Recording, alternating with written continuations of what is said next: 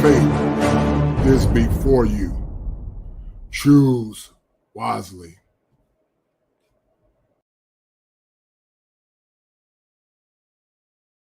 And when you got people who love you like this and stand by you and believe in you, and they waiting on you and they depending on you to be strong, yeah, this is how you survive. This is how you survive in prison. Because you got people that's depending on you to survive. So when you want to give up, you use stuff like this for motivation. So yeah, that picture mean a lot to me.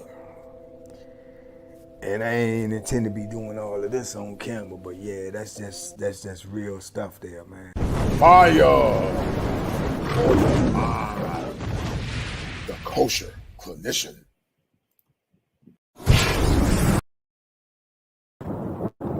Who told you that you can rise from the morass of your current situation? Who told you that you had to be a slave to the pain of your past? Who told you that you had to settle for mediocrity in this current culture called America? Who told you that you couldn't change your mind? Talk to me. Now's the time for empowerment. And I'm not the Reverend Knight. I'm the kosher clinician.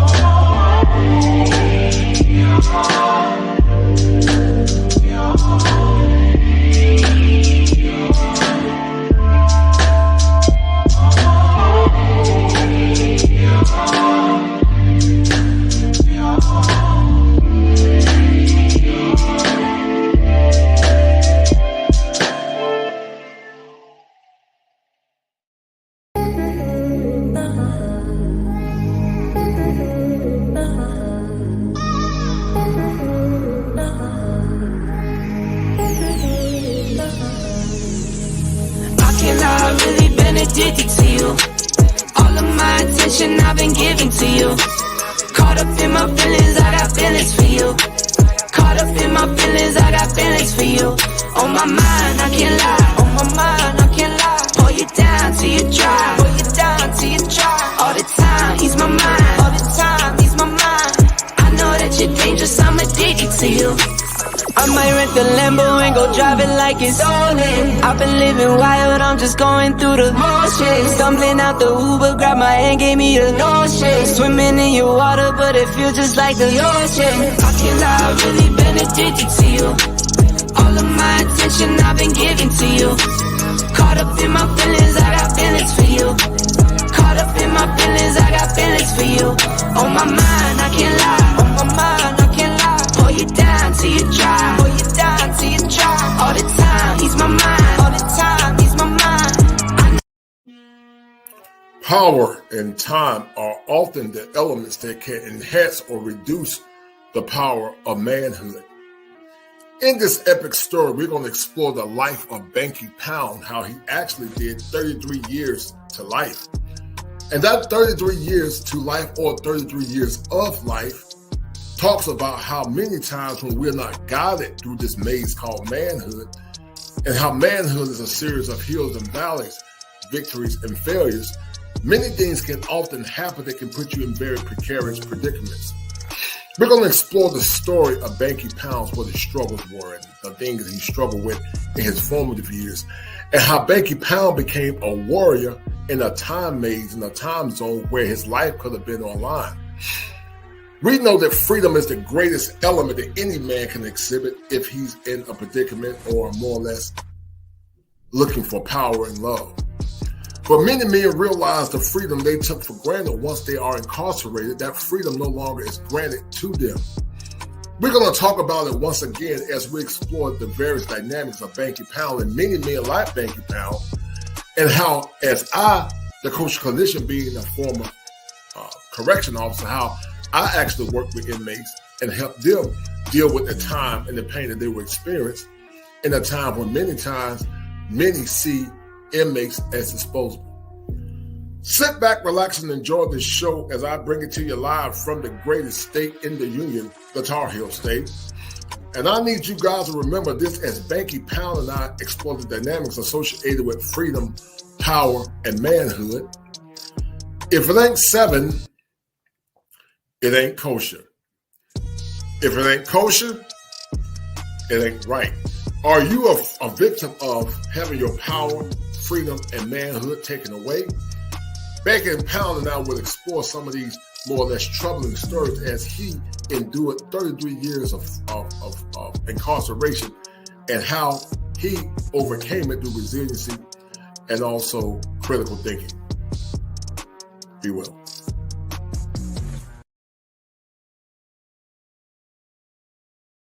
I got my man Banky Pound in the house, and we're going to give you guys a fire show tonight.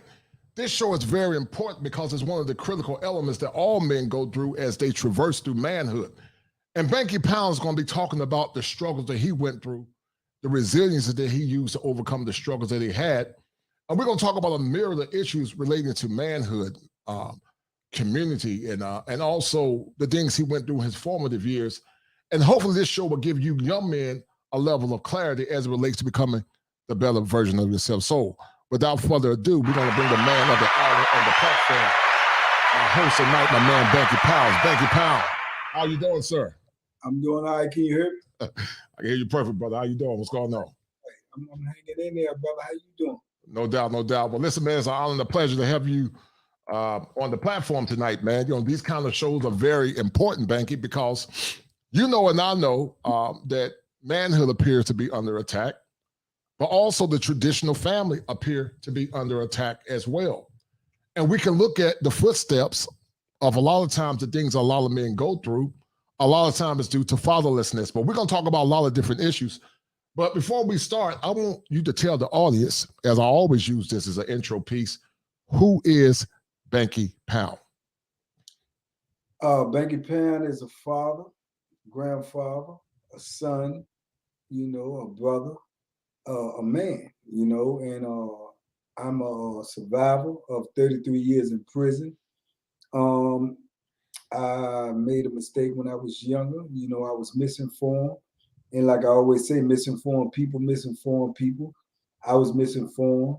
You know, I did 33 years in prison. I came out. I started a YouTube, and my mission on my YouTube, Banky Pound YouTube channel, is to inform young brothers and sisters about, you know, the mistakes that you can make when you're young. They can cost you drastically.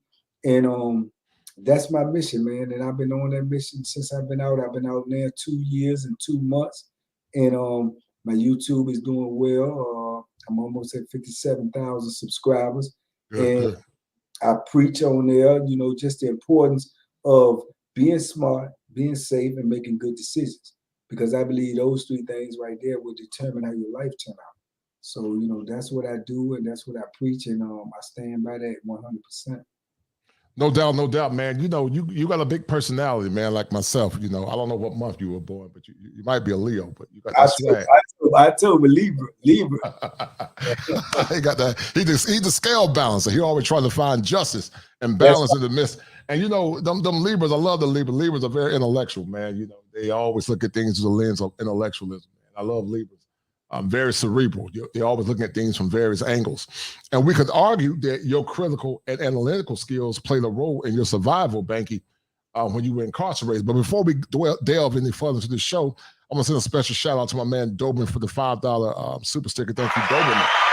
He's a casual observer, always supporting Black male content. Great topic as usual. Support Black male content creators, no doubt. And guys, get the likes up. If you have not shared the content, share the content. Banky Pound is a phenomenal individual. You know, he started his YouTube channel, I believe, a year or two ago, I think, and it's been doing well, over 57,000 subs, as he's trying to liberate young Black men and women. But because this channel, Banky, is dedicated to empowering men, what were your formative years like? When you think about your formative years, you know, as a licensed therapist, we talk about protective factors and risk factors. What were your formative years like? And how did your formative years shape you into becoming the man or the lack thereof? Well, my formative years, when I was younger, you know, I was, you know, out of control. I was a good athlete. I made bad decisions because, like I said, I was misinformed. If I had stuck with my athleticism and went that route, you know, I had football scholarships, so I could have played football. I was real good in football in high school. But I chose boxing, and I believe, you know, and I love boxing. Boxing is one of my, you know, it is my favorite sport. But I chose boxing because I had more leisure time. And that leisure time, you know, turned out to be, you know, idle time that I didn't need. You know, had I chose the latter man and chose college man and went and played football, I probably would have been in a different setting, and that different setting would have, you know, came to a different outcome. But being that I chose boxing, man, I had a lot of leisure time. That leisure time led me to be doing things that I had no business doing, hanging around with dudes I had no business hanging around, and that ended up in my incarceration and, you know, my mistakes in life. But when I went to prison, you know, with 2 life sentences and 100 and something years, that changed everything because I was young. I was 20, getting ready to turn 21. And I had to grow up. I had to educate myself in prison. I had to become self-sufficient. I had to learn things that I did not know, because in prison, there's no mistakes allowed. Right. You know, by you being a former officer, you know this. So, right. You know, there's no mercy in prison. There's no time, you know, to learn. No, nothing. You have to learn on the fly. So, you know, I learned on the fly. I did what I had to do, and I went through, you know, my early years watching, observing, paying attention. And then I started to realize, man, hey, you know, you got to educate yourself in here, you know. So I started reading, I started taking courses, I started, you know, taking programs, and that changed my life. You know, starting reading philosophy changed my life, you know, because it made me understand what life was about. It made me understand the value of life. It made me understand that, you know, this is how I can get to the next level. This is how I can get myself out of prison, by educating myself, by being smart, by being, you know, knowing and understanding what life is about and what is going on around me. So I started educating myself, and I started reading and all of that stuff, man. And that elevated me to a new level, and it elevated me to a new form of thinking. And you know, that's the part of it, elevation, man. But you know, a lot of times, Banky, when it comes down to education, sadly, in our community, anything pertaining to enlightenment, we tend to more or less minimize it or more or less turn away from it. And imagine you had a community that more or less valued education, valued, you know, academia. It's no telling how far you could have went with your life. But many times in our community, man, we tend to, you know, value or aggrandize entertainment and foolishness. And a lot of times that's not applicable long term to the benefit of the mind, body, soul, and spirit. You know, Banky, you know, and I know, being in the penal system, that one of the biggest detractors or one of the biggest benefactors of men being in prison is a lack of fatherlessness or fatherlessness in itself. What role did fatherlessness or the lack thereof, and also community, play in the shaping of Banky Pound? Oh, it played a major factor, man. Me myself, my father, I never met my father physically, but probably twice or three times. Oh wow.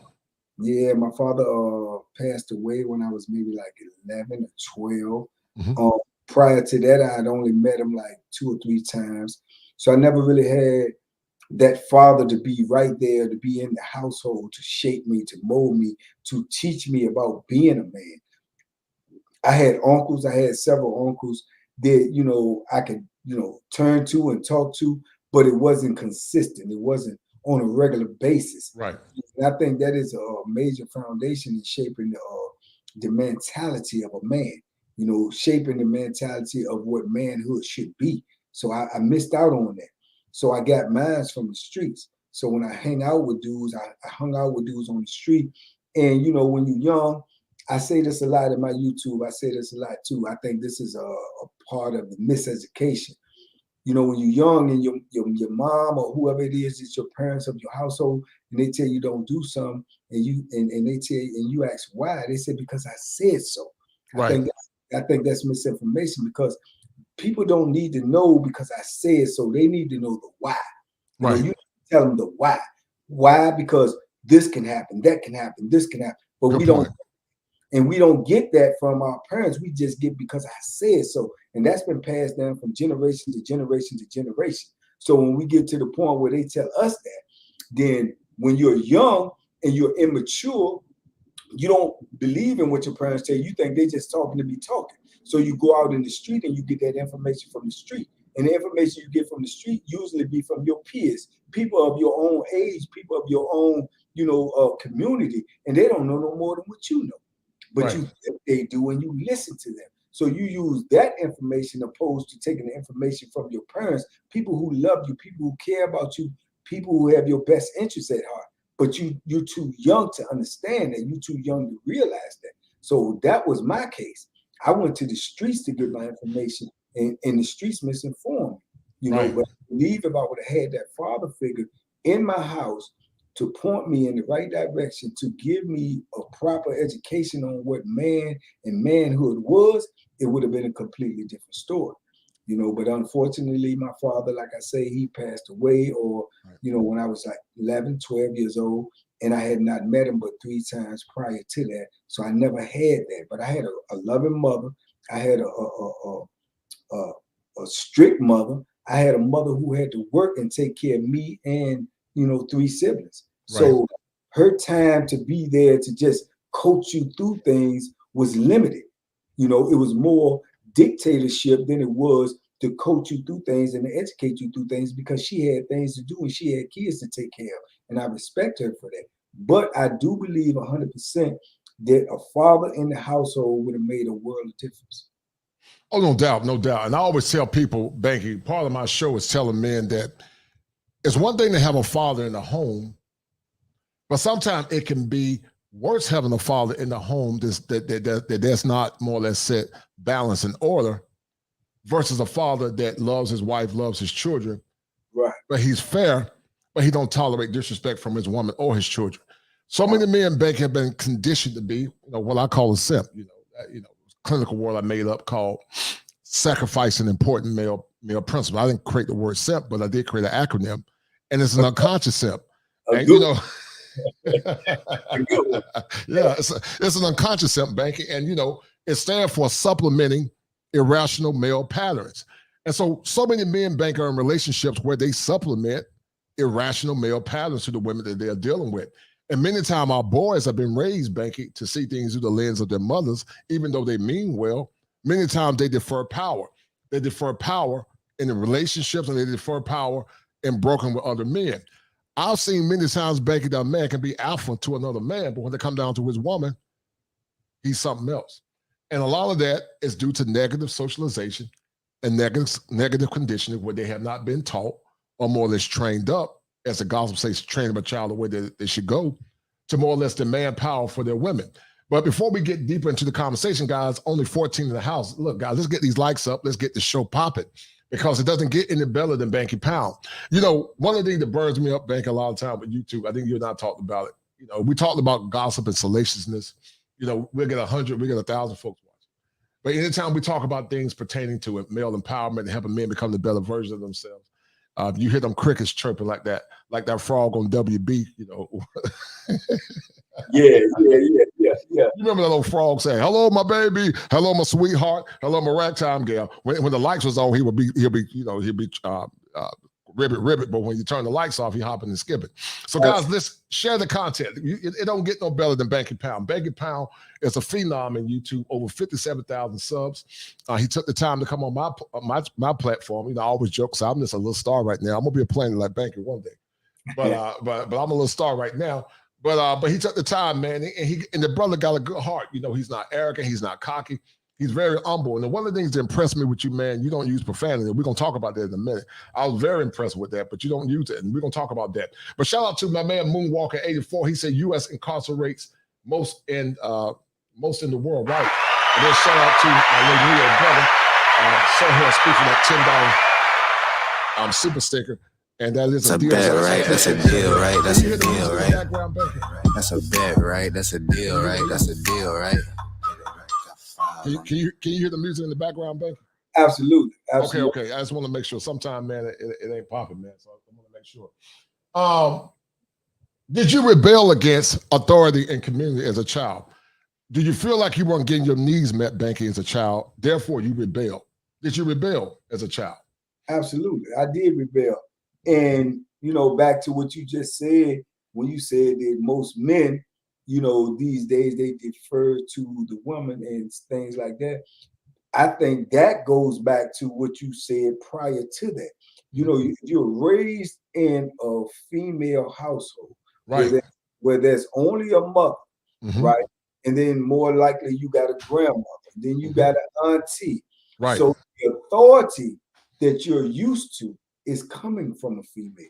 Right. You understand? So if you're turning around and you have an alpha when he's dealing with a male, but then he defers to a female, it's because of his upbringing. He always had to defer to mother.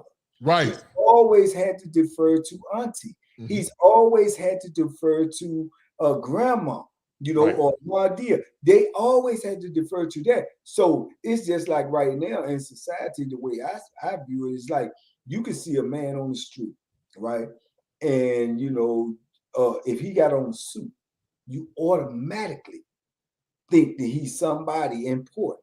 If he got on a suit and he's a Caucasian man, then you are even more likely to believe that he's somebody in power or in authority, because that's the way the brain has been trained to think. Right. So when you're coming out of a household, when you're young, your brain has already been trained to think that my mom is the dictator, my mom is the ruler, my auntie is the dictator, my auntie is the ruler, and grandma, and so on and so forth. So when you're dealing with a female, then you may be a little bit more softer than you would be with a male, because there's not been a male in the household to impart that type of authority upon you. So that's why I believe most of that type of mentality comes from, because when we're young, man, we don't know anything. We only know what we learn. Right. What we learn and what we've been taught. You're exactly right. Shout out to my man XL Pro for that $5 super sticker. Thank you, XL Pro. That brother always support male content everywhere. And I really appreciate the XL Pro because, Banky, you know, and I know we both are content creators. I'm a licensed therapist trying to take care of a family. And man, it's hard. It's a lot of work putting these shows together, man. It's a lot of work, man, trying to get creative, trying to make sure you keep your audience engaged, trying to come up with topics, thumbnails. Sometimes I'm up late, you know, because I want to get my, you know, my subscribers good content. But if you guys like what I'm doing, go check out Banky Pounds. I sound sort of funny to say go check out Banky. He got over 57,000 subs.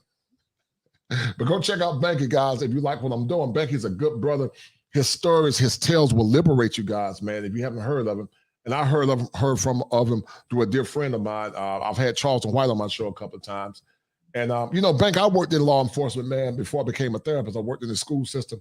I did 2 years as a mental health correction officer.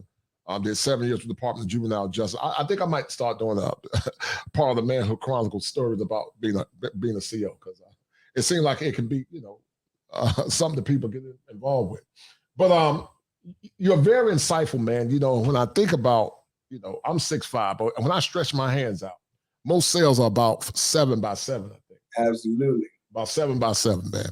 And I can't even fathom, man, you know, even when I was a CEO, I would get in the cell and stretch my hands out and shake my head and say DAM. I can't even fathom, man, being incarcerated for 20 years to life, more or less 33 years to life. When did it hit you, Banky, when the judge told you you got 33 years? When did it hit you, man, and what did it do to you mentally as a man? It probably hit me about 2 seconds after he said it. You know, I was in my mind like, you know, how can you do 2 life sentences and you don't live but one time? You know, how is that even possible? You know, how is it even humanly possible? Right. But, you know, like I said, I was misled then too. Like I tell people a lot of times in the courtroom, you know, education is the key, man. If you don't know anything, you know, you can't evaluate nothing. You know, it's just like we pay people for knowledge. Right. If you want to get your car fixed, you go to a mechanic. Why? Because he's a mechanic and he knows what he's doing. If you want to, you know, get a court case or something, you get a lawyer because he knows what he's doing. You know, but you cannot put your future or your, you know, responsibilities in someone else's hand. So you have to educate yourself, man. And I didn't learn that till later on in life. I learned that in prison. You know, you have to educate yourself because no one's going to protect you better than you can protect you. Right. So getting that type of time, man, I didn't understand. I was misled and misinformed. I was told that I would only do 12 years because I was a first-time offender. And if I go into prison and stay out of trouble and mind my business, you know, I would probably make first parole. Right. All lies. You know what I'm saying? All lies, right. You know, but at the time, you don't know no better, so you're taking this at face value. So I went into prison, man. I didn't go up for parole, first of all, to 18 years. Second of all, I found out after doing and being educated that, you know, only like 1% or 0.1% of people make first parole. So these are all lies and, you know, misinformation and propaganda that I had to learn on my own, you know, but by then it's too late. You know, I'm already in the trap. I'm already in the hole. And see, what people don't realize is one of the hardest things to do, you know, on earth is to overturn a sentence. They'll do everything possible not to overturn a sentence. Even you can look at history and see people have been, you know, proven innocent. People have been proven innocent by scientific fact, by DNA, by, you know, witnesses and everything. And it still is a fight to come out of that system. Right. So the thing is not to go in the system, not to put yourself in a position where you will be in a system. And that comes from making good decisions, you know, but in order to make good decisions, you have to have good information, you know, and that's what I say, you know, we out here, man, and we young and we doing other things besides the important things. We listening to other people besides the people we should listen to. I always say, pay attention to the source where your information is coming from. Right. Pay attention. Right. I totally agree. You know, Baker, we talk about a lot of things, man. And when I was a correction officer, but also I was a special ed teacher. So my background is very diverse. I have 3 degrees. I got an associate's in law enforcement, criminal justice. I went to school to be a cop. But you know, at the time, man, I had an aversion towards guns. I don't know, guns just put fear. I just always thought about what a gun can do to a person. I didn't want to use one because I said, you know, I don't want to slip up, you know. So my mind is very creative, and I thought about the damage a gun can do. I said, nah, I'm good. Even though I got me one down, but when you think about protective factors and risk factors, one of the protective factors that boys have is having strong masculine fathers and having strong communities around them as well. But, you know, Banky, many boys and men that are incarcerated, the majority of them didn't have fathers. And so a lot of times people tend to equivocate all Black men as being complicit in the failure of the community. I don't believe that. I believe that a lot of our women get with, you know, the F-boys and, you know, the clowns, you know, the Raekwons and the man-mans. They get with those kind of guys. They look past decent men that could have made them good husbands, but you know, they're boring. But then after they go through hardship, they want to blame all the good brothers that were on the sideline that they never gave them a chance.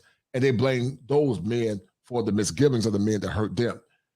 But what role did poverty play in the shaping of Banky Pound? Did you go through poverty as a young man growing up? And how did that shape you into criminality? I did not. I did not go through poverty, man. My mom was a good provider. Mm-hmm. She had a good job. You know, we all was, as a matter of fact, we all was even better off than most, you know, in the place that I grew up, because my mom had a good job, man. She was a good provider. She was a good mother. It was 4 of us. Each one of us, we got a car at 16. Oh, wow. Yeah, myself included, just with a single mom, you know. Mm-hmm. So, you know, she was a super mom. She was a mom and a dad. You know, each one of us got a car. You know, we always had the best clothes. We always had the best toys. You know, if something came, I remember when what you call it? You know, I'm an old cat, man. So I remember when the Atari, right. First one to have it. Right, you know, right. First one to have it. Dudes used to come over our house to play it. You know, mm-hmm. So it wasn't that. It was me. It was me. It was all me, because, like I say, where I chose to receive my information from, mm-hmm. I chose to receive my information as facts from the streets, right. From the dudes that hung out because they look cool, because right. They cool, because they seemed like they had things that I wanted. Right. You know, not understanding that the people in my household was telling me because they love me, because they right. have my best interests at heart. Mm-hmm. But you don't see that because you're young, you're immature, and you're uneducated. But you need to pay attention to your parents, man. You need to pay attention to where your information comes from. Always look at the source, because if this person means you no good, has no affiliation from you besides the fact that y'all are cool, that is not a bond. It is bonded by blood and bonded by love. Your family has that bond, man. What they tell you, you may not understand, or you may not want to accept because of where it's coming from. But it's always going to be probably your best source of information. Right. Because you're young and they telling you because they know they've been places that you haven't been. They've seen things that you haven't seen. You understand? But we don't understand it. We want to listen to the dude on the corner because he looks slick, because he dressed slick, because he talks slick. But if you wait 5 or 6 years, you see he either be somewhere in the graveyard or somewhere in somebody's penitentiary. Right. And you know, many dreams, Banky, have been deferred in prison. Many talents have been deferred in prison. Imagine what the world would have been like if those boys could have had the proper guidance. And, you know, I'm gonna tell you some of my stories that I went through as a CO in the past, but I won't talk about it right now. But I will tell you that when I was a CO, some of the things I did looking back at 27 was dangerous. I could have got shanked. I won't think at the time, but when you're 6'5", too many cats won't mess with you. Right. But you know, but they did respect me. But at the same time, they didn't like me. They used to call me Mr. Bojangles. Because I think you call me Mr. Bojangles, baby. Right. Because they said, man, you always tap the answer from the man. They said, why are you always doing your job? And I'm like, what do you mean why I'm always doing my job? I just believe in being fair. But at the same time, if they needed something, I heard you talk about the dehumanization of how so many officers were trained to just look past inmates. I would always, you know, treat them like human beings. Right. Even though, you know, after I looked at it, you know, they say you should never look into the jackets, but damn, sometimes you look at the jacket and you like, you just start shaking your head, man. Then you start looking at them a little different. But as we continue to proceed, shout out to my man Top Gun. He said that dope background. You may proceed. That's a bet, right? That's a deal, right? That's a deal, right? Actually, that's a bet, right? That's a deal, right? That's a deal, right? Y'all got my coach, Coach Rob Rivera. I'm a Carolina Panther fan, man. I see you be rocking the Redskins, man. But we're gonna talk about that in a minute. Y'all, you be rocking the Redskins. But he said a brother of his did 10 years in prison because of the 90s crime bill. I heard you talk about a couple of times on shows, Banky. You talked about there's 3 strikes and you're out. What role did that play in your long penal, the long penal system or long sentencing that you went through? Because 33 years seems very excessive based on what you did. And then if you feel comfortable, you could tell the audience about the thing you got caught up in as a young man. Oh, absolutely. It was definitely excessive. But like I said, I didn't know that, and the 3 strike law played a major part in my crime. You know, I was arrested for first degree homicide and robbery. I had a co-defendant, right? My co-defendant chose to, you know, push all the blame on me and take a plea bargain. So when I go to trial, I did not, you know what I'm saying, take a plea bargain. In the murder trial, I did not take a plea bargain. And I played innocent. You know, I said I wasn't the shooter. I didn't do this. I didn't do that. But in the court's eyes, if they got somebody testifying against you, then they're looking at it as if you're not even admitting to anything, then you're the culprit. Right. So they gave me, like I think it was 99 years they gave me, for the murder charge. So then I had to go to trial for the robbery charges. So this is where the 3 strike laws played effect in, because at this time it was just coming about in 87. So they said that, the 3 strike law had just came out there. So they saying that, and I had a couple of robbery charges. So they say if you get convicted of one, because you had the murder charge and you had use of a firearm. So they said if you get convicted of just one of these robbery charges, then you'll fall under the 3 strike law. And with 99 years you already have, then you'll never get out. You know? So they came to me telling me to take a plea bargain, and I'm like, well, for what? You know what I'm saying? And he was like, well, being that you already got convicted, the chances are you're going to get convicted of these robbery charges as well, or at least one of them. So the best thing to save you from not getting the 3 strike law is to take a plea bargain. But the plea bargain was for 2 life sentences. So I'm saying, in my mind, 2 life sentences, that don't sound good to me. You know what I'm saying? That don't sound good at all. But like I said, I was misled. They said, well, 2 life sentences, anything over 48 years in Virginia, you go up for parole in 12 years. The life sentences will supersede all the other charges. Only thing you'll be really doing is life. And you'll go up in 12 years. And by you being a first-time offender, all the foolishness and the propaganda that they threw at me.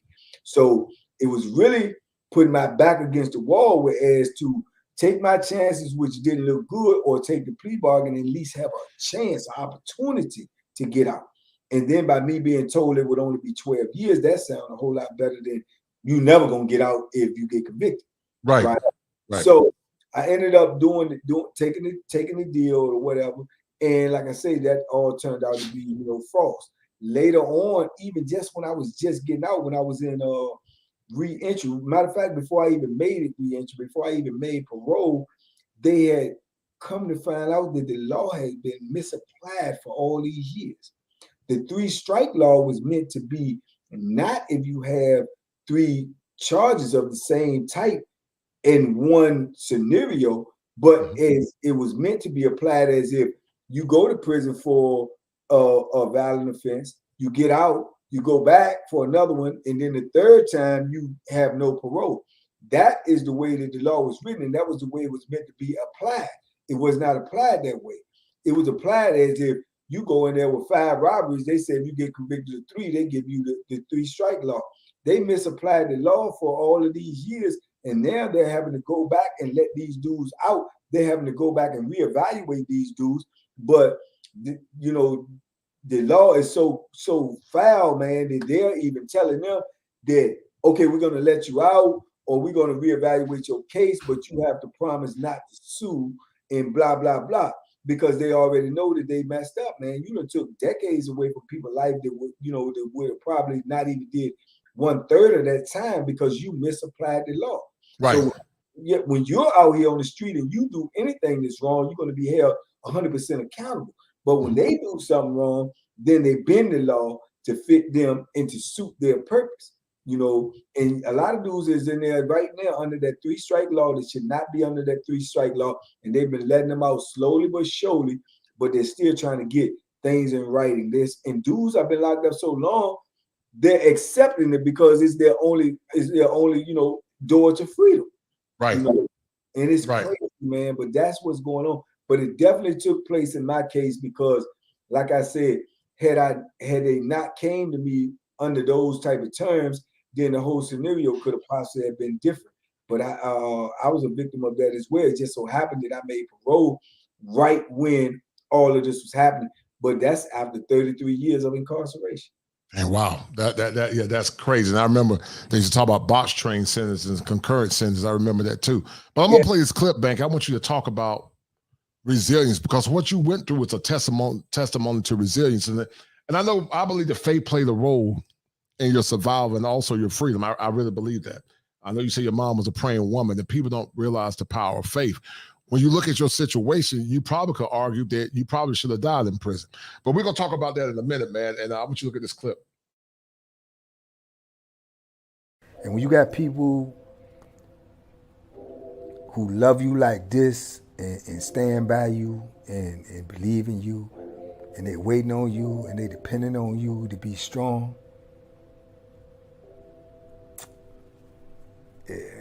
this is how you survive. This is how you survive in prison. Because you got people that's depending on you to survive. So when you want to give up, you use stuff like this for motivation. So yeah, that picture means a lot to me. And I ain't intend to be doing all of this on camera, but yeah, that's just real stuff there, man. Fire! The kosher clinician.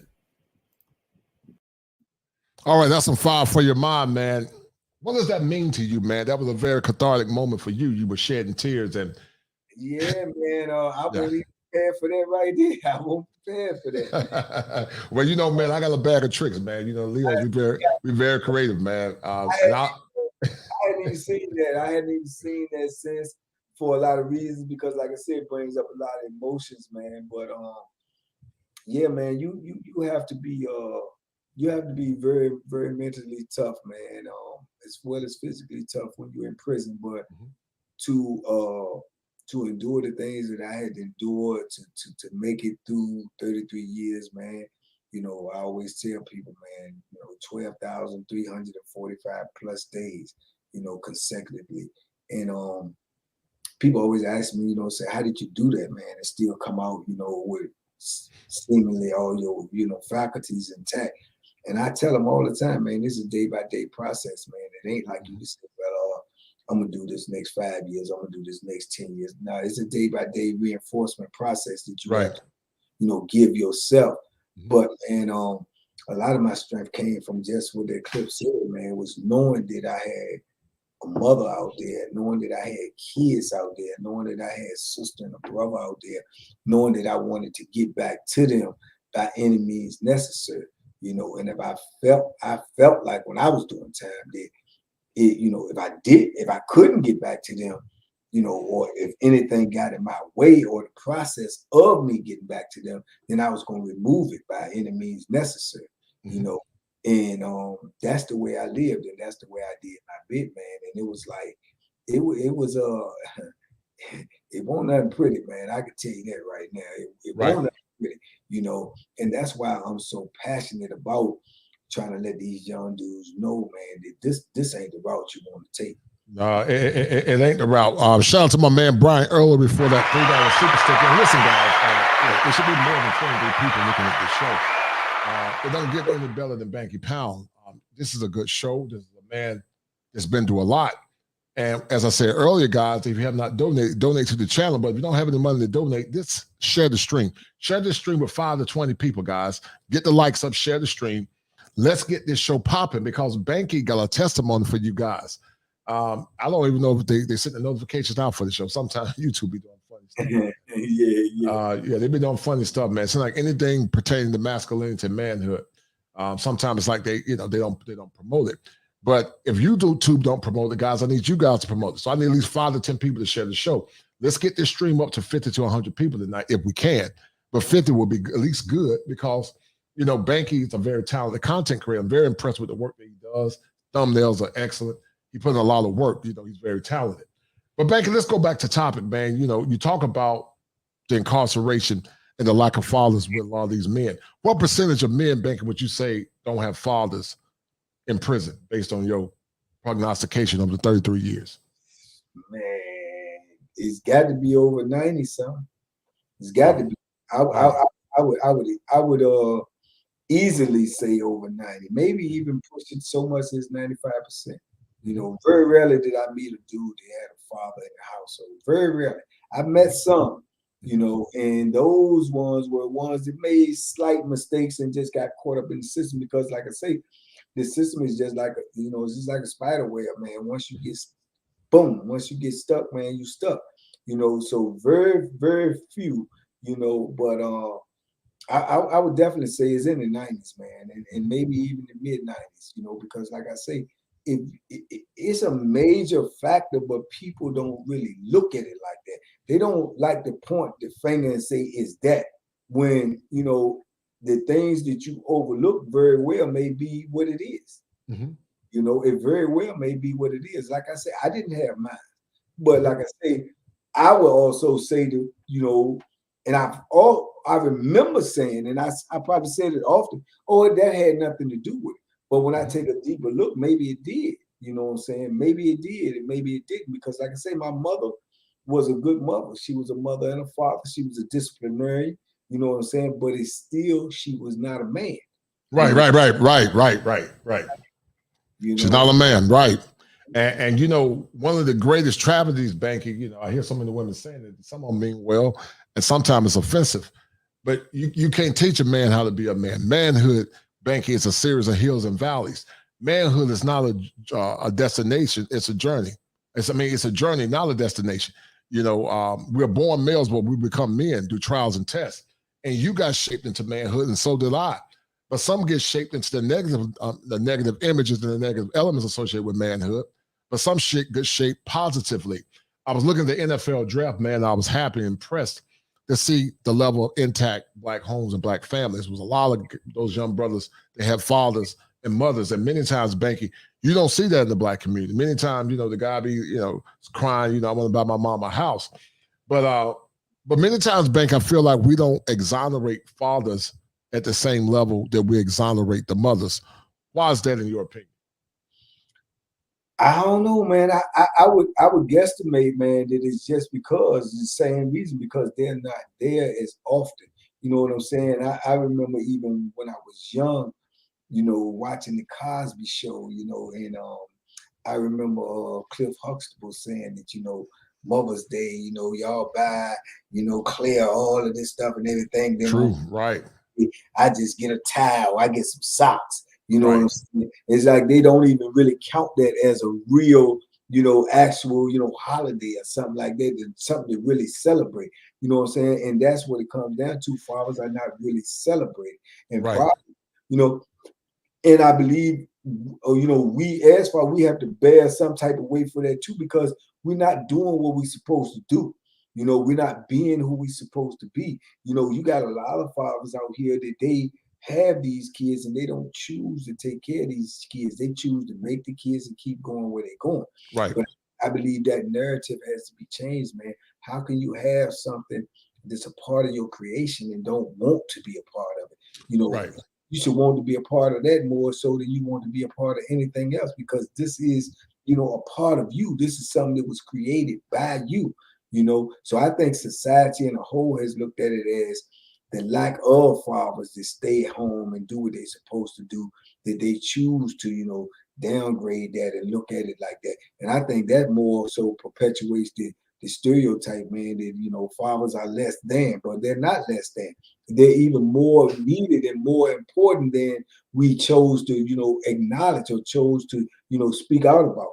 But I believe they play a crucial role, man, in the household, a crucial role in the upbringing of all men. And I believe that is a major factor, man, in what society has created in the young men today. Yeah. Frederick Douglass Banker says it's easier to repair damaged children than it is broken men. There have been studies, Banker, that says that black men actually do take care of their kids overall. But as I said before, there's a percentage that tend to make, you know, cause all the chaos in our community. I believe, Banker, and I stand on this, that in general, most brothers are good men. They did a study where they say black men are the best when they come down to taking care of their kids. But what we do, we tend to equivocate that small percentage, or whatever that percentage is, say 20 to 35%, that do all the damage. And we tend to equivocate that to the men that are doing the right thing. So there are a lot of good brothers, Banker, that are doing good things. They just don't get the acknowledgement for it. And it burns me up on Father's Day that men don't get honored. That's why I started my series, The Manhood Chronicles and the Kosher Clinician. I said, where every day is Father's Day. Because, the gospel say, honor thy father and thy mother. That's what the gospel say. It don't say honor thy mother and thy father. It say honor thy father. Because the man was first. God made man first. But men don't get the honor and respect that they deserve. And, many times, Bank, it's gotten to the point now, so many men are traveling abroad, man. I'm going to be in a movie soon with my man, Al Grease. Make sure you check out Al Grease, called Frustrated 3. Okay. And the movie going to be dropping hopefully this year. And I do this, Banky, because as a licensed therapist, I want to see men in power. I don't want to see men wrestle with their power. I want men to explore their power and use it 100%. But it's been a tired narrative that, black men don't take care of their kids, and that's a lie. Black men as a whole do good jobs taking care of their kids. Are there some dusty ones like Raekwon and Man don't take care of their kids? Yes. Are there some white-collar men that get all these women pregnant and run? Yes, but that's not all brothers. And then again, Banky, we got to ask ourselves the question, who's holding some of these women accountable? Because you're the ones laying up with these dusty men.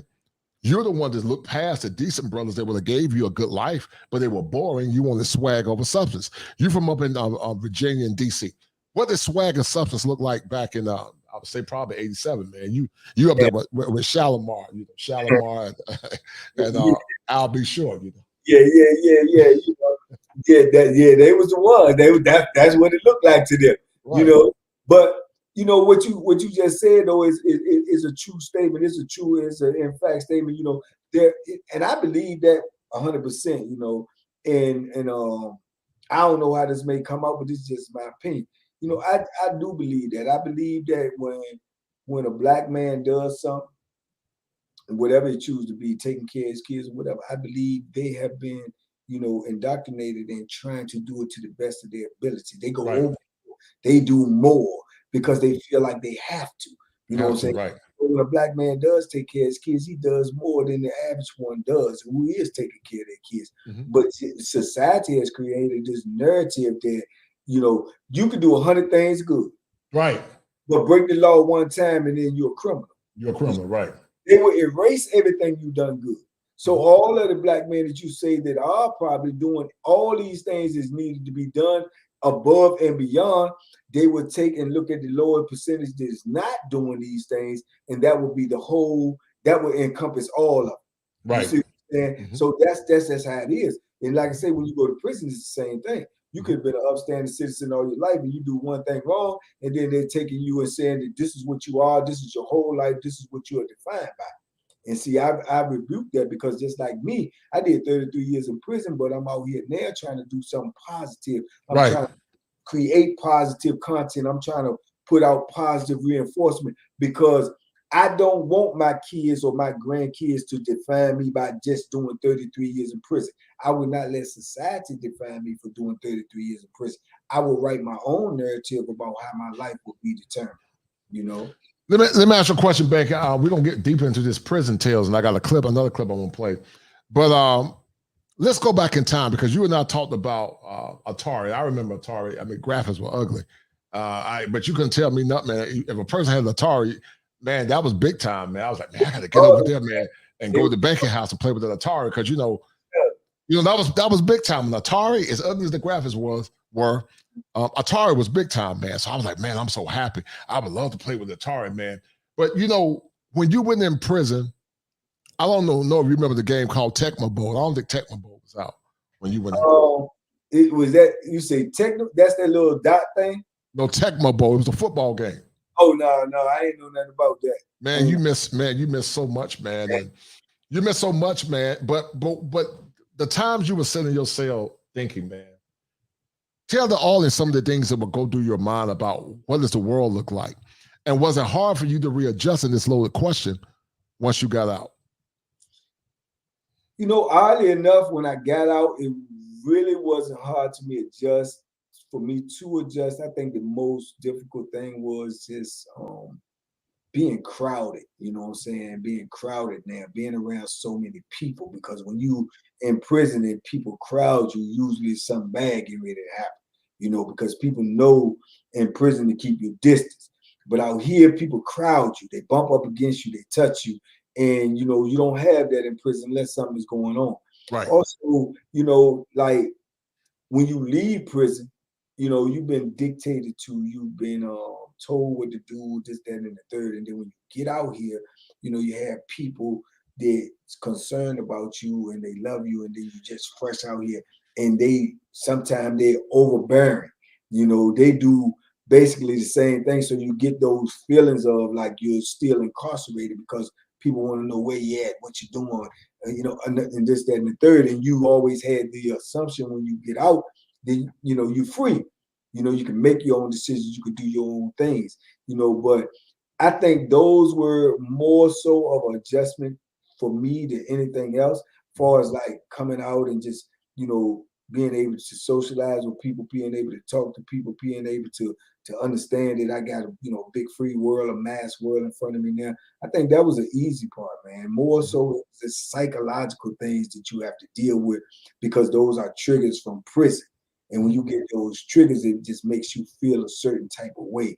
But other than that, man, I think the transition was not that bad for me. And I always tell people anyway, you know, my worst day out here is better than my best day in there.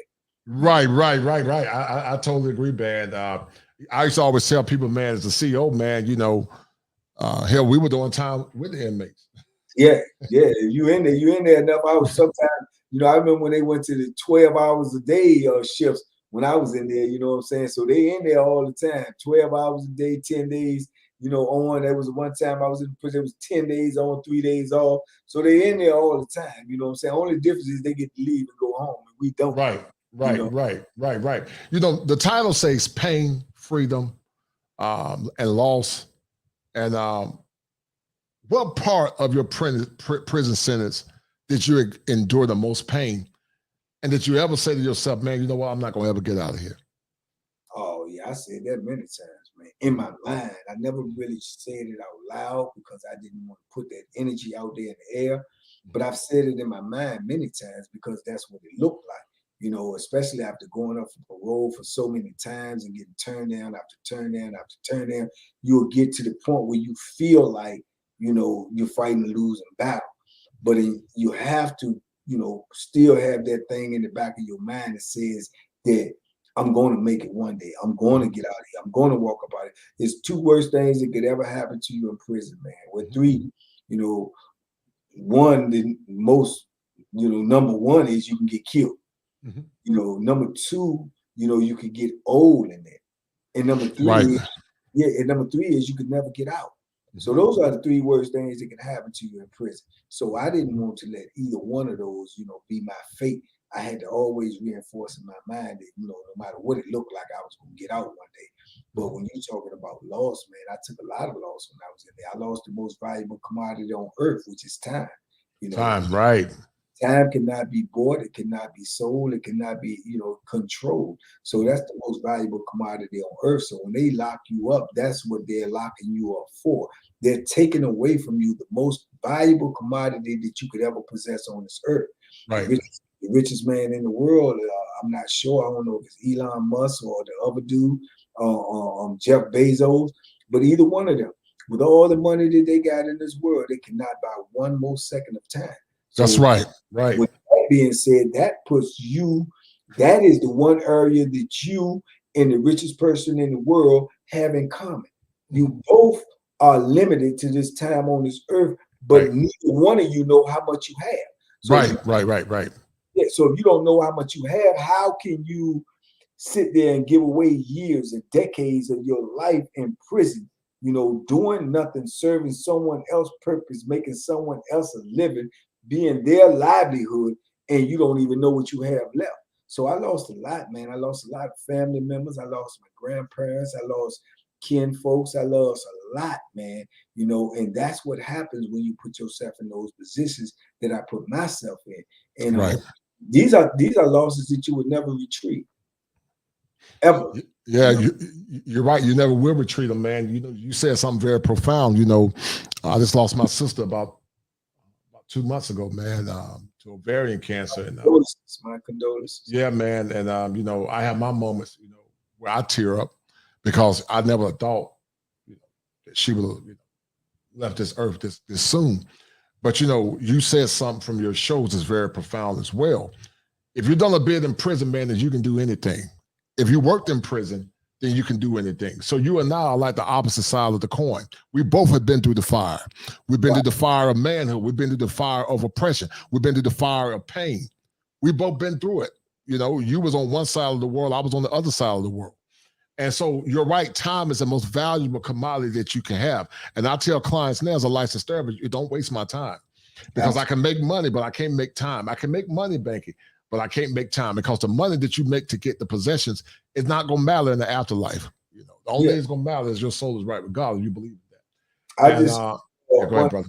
I just heard one of the I always remember profound statements or quotes. You know, I just heard this. It may have been said many, many times, but I just heard recently. I heard Denzel Washington say, in all of his years of living, he has never seen a U-Haul follow a hearse. Right. Never follow a hearse. Right. You can't take the money with you. Can't take it with you. And what you just said, you can make money, but you can't make time. You right. See, and I always tell people, spend your time more cautiously than you choose to spend your money. Right. Time is actually more valuable than your money. Right. Way more valuable. And I'll say that, Banky, with bad relationships, with bad friends, with bad women, or even family members.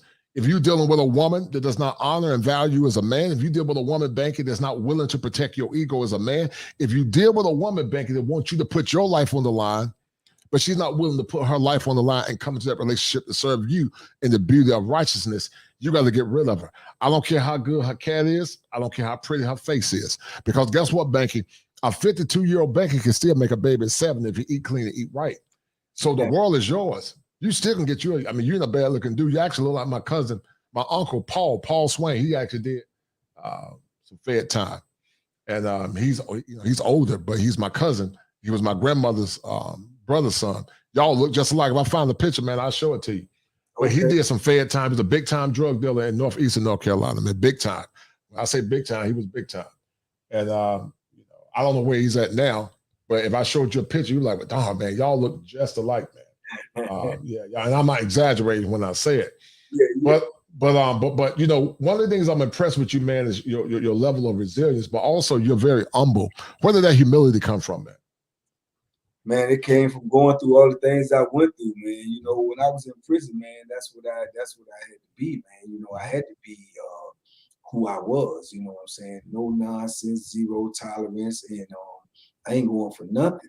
You know, but when I left prison, you know, I wanted to leave that in prison. You know, I didn't want to be that guy no more. I had to be that guy to go through what I had to go through. But coming out here in the real world and society, man, I didn't want to be that guy. I wanted to be out here and to be free and to be happy and to enjoy my family, my kids, my grandkids. And you can't have that hard, you know, exterior on you trying to, you know, be around your kids, around your grandkids and stuff like that. And I'm humble, man. I'm happy to be free, you know, because I know this didn't have to happen, you know. So I want to be happy. I don't want no drama in my life. I don't want no foolishness. I don't want no, you know, propaganda. I don't want none of that in my life. I want to be happy. I want to be happy, right? Yeah, I enjoy being free, man. I know what it was like. I did those times. I did that. I did 12,340 some plus days. I know what it's like every day in there. So if I can't smile out here, if I can't find no happiness out here, then I'm in the wrong place. You know what I'm saying? So I try to project that on myself every day, man. I want to smile. I want to enjoy life because I went through so much in there where every day I wake up, I know it's gonna be the same thing. I only hope it don't be worse than yesterday. You see, Right. So I don't Right. want to feel like that out here in this free world, man. So Right. Right. And you got some good stories, man. You know, we're gonna talk about a little bit more.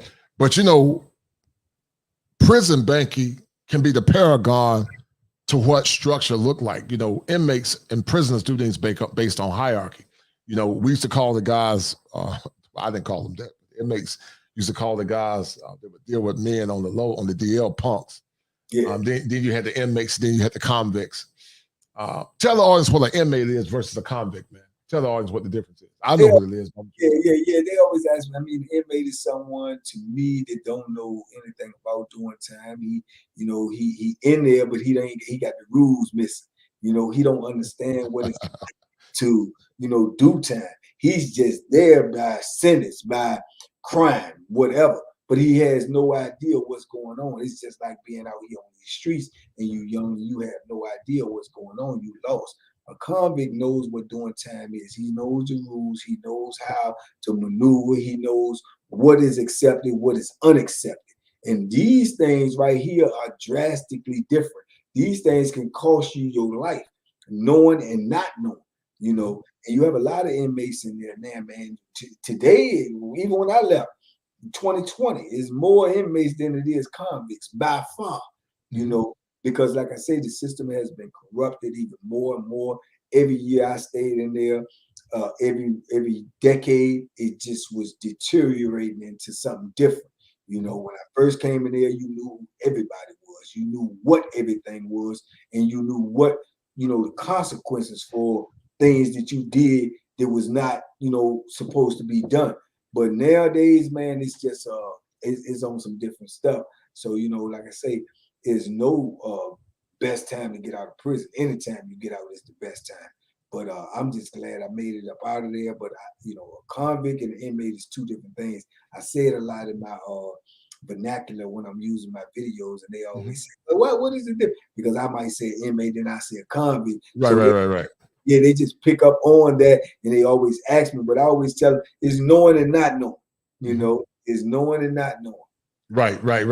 So normally the inmates, were the old school cats. They're the ones that put that Bethlehem in. The convicts, them convicts gonna put that Bethlehem in. The convict, right. Convicts gonna put that Bethlehem in. The inmates, even if they get one on them, they gonna try to scratch you. They ain't trying to hurt you. They trying to scare you. They trying to keep you away from them. They like a dude that's flashing a gun out here on the street.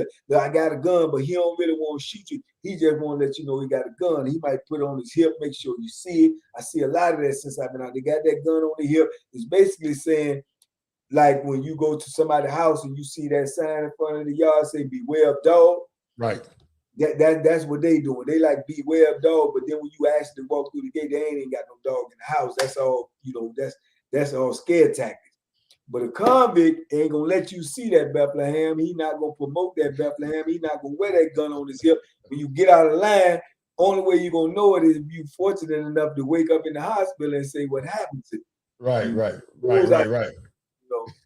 Tell the audience what a Bethlehem is, man. Tell them what a Bethlehem is. Man, that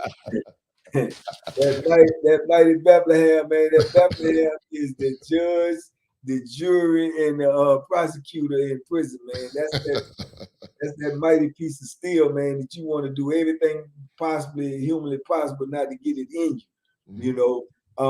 We call it that. That's a DC phrase. In as many names in prison, they call it a speed, they call it a knife, they call it all types of things, man.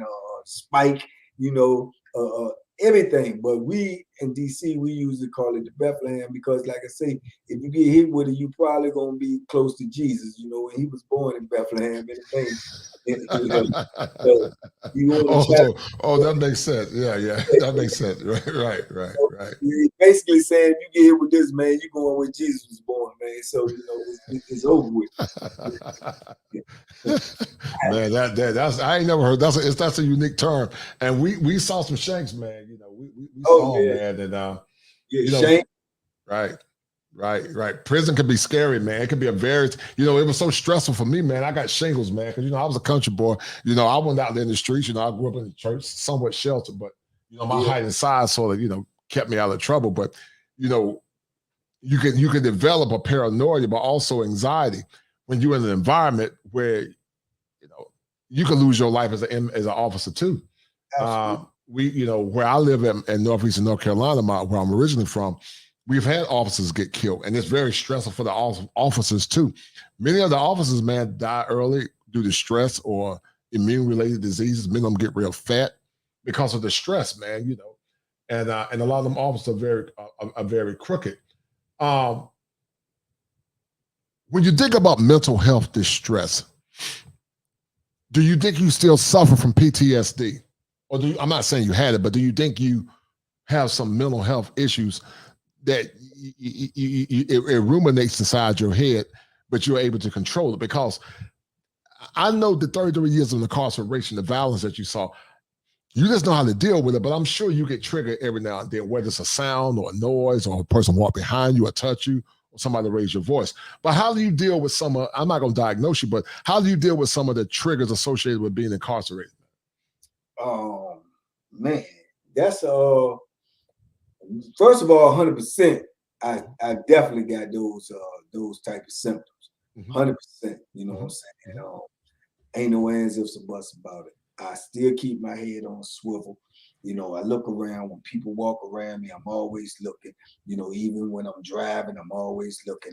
People who be with me always say, "Well, why are you always looking around?" I look at everybody who comes by me, everybody that's within my parameter. I look at them because that's just what I'm used to. You know what I'm saying? Because, like I say, if you didn't look in there, then it could cost you. So after doing as much time as I did, that became mandatory. That became a part of my lifestyle. So that's what I do. That's just normal to me. And what's normal to me may not be normal to the masses out here in society because they haven't experienced what I've experienced. They haven't seen what I've seen.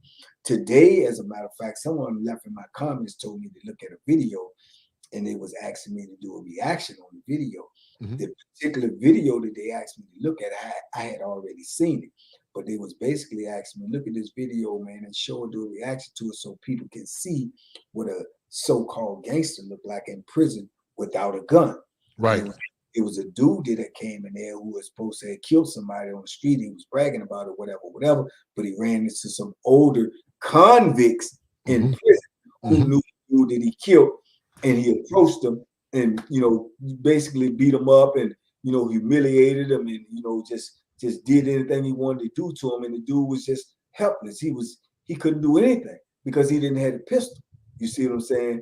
Right. And upon looking at that, I looked at another video that I had not seen just because the dude told me that. I just pulled it up again, and it took me to another video which I considered doing a reaction to, but then I chose not to after talking to my son today. But if you get a chance, you pull this video up, and this video, if I remember correctly, is called most brutal attack on an inmate in New Jersey. Okay. Right? Brutal attack. On an inmate in New Jersey, right? And caught on camera. Most brutal attack caught on camera on an inmate in New Jersey jail. And it's probably gonna be, for the most people, the masses of people, if they ever look at it, it will probably be the most violent act that they have actually visualized or seen in their self. It's like a whole lot of dudes just beating this one dude, man. I mean, they just do everything to him. I mean, stuff that you wouldn't even believe if you have not witnessed it. To me, when you say about PTSD, to me, it was normal, and that's saying a lot, because if you actually watch the video, most people, like even people around me, was like, "Oh, I can't even look at that." That's but I've seen it before, I've seen it. So and that's a bad thing. That's not a good thing, because of the simple fact that I have been around it so long that I normalized it, and I should be able to do that, and I don't want to do that. But it was not like super shocking to me. And you talking about a dude, man, that almost everybody in the block they was beating him up, and he was unconscious from within 30 seconds, and they beat him for, like minutes. Microwaves on his face, stomping him in his face. I mean, hitting him in his face with brooms. I mean, just brutal. But I seen it, I've been around it. So I'm like, boom. When I see stuff like that, my normal reaction is, that's why I keep the Bethlehem, because you ain't gonna do that to me. You see what I'm saying? I'm not gonna allow that to happen to me, Wow. And most people would see it, and it would literally make you sick to your stomach, because wow, people do this to a human being. But what I've seen and what I've been around, I tell people all the time on my channel, man, there's no mercy in prison, man. No one is gonna come save you. There's no mercy in prison. Period. You have to be able to take care of yourself. You have to be willing to do whatever it takes to take care of yourself, to save your own life. Oh my God, man. Wow.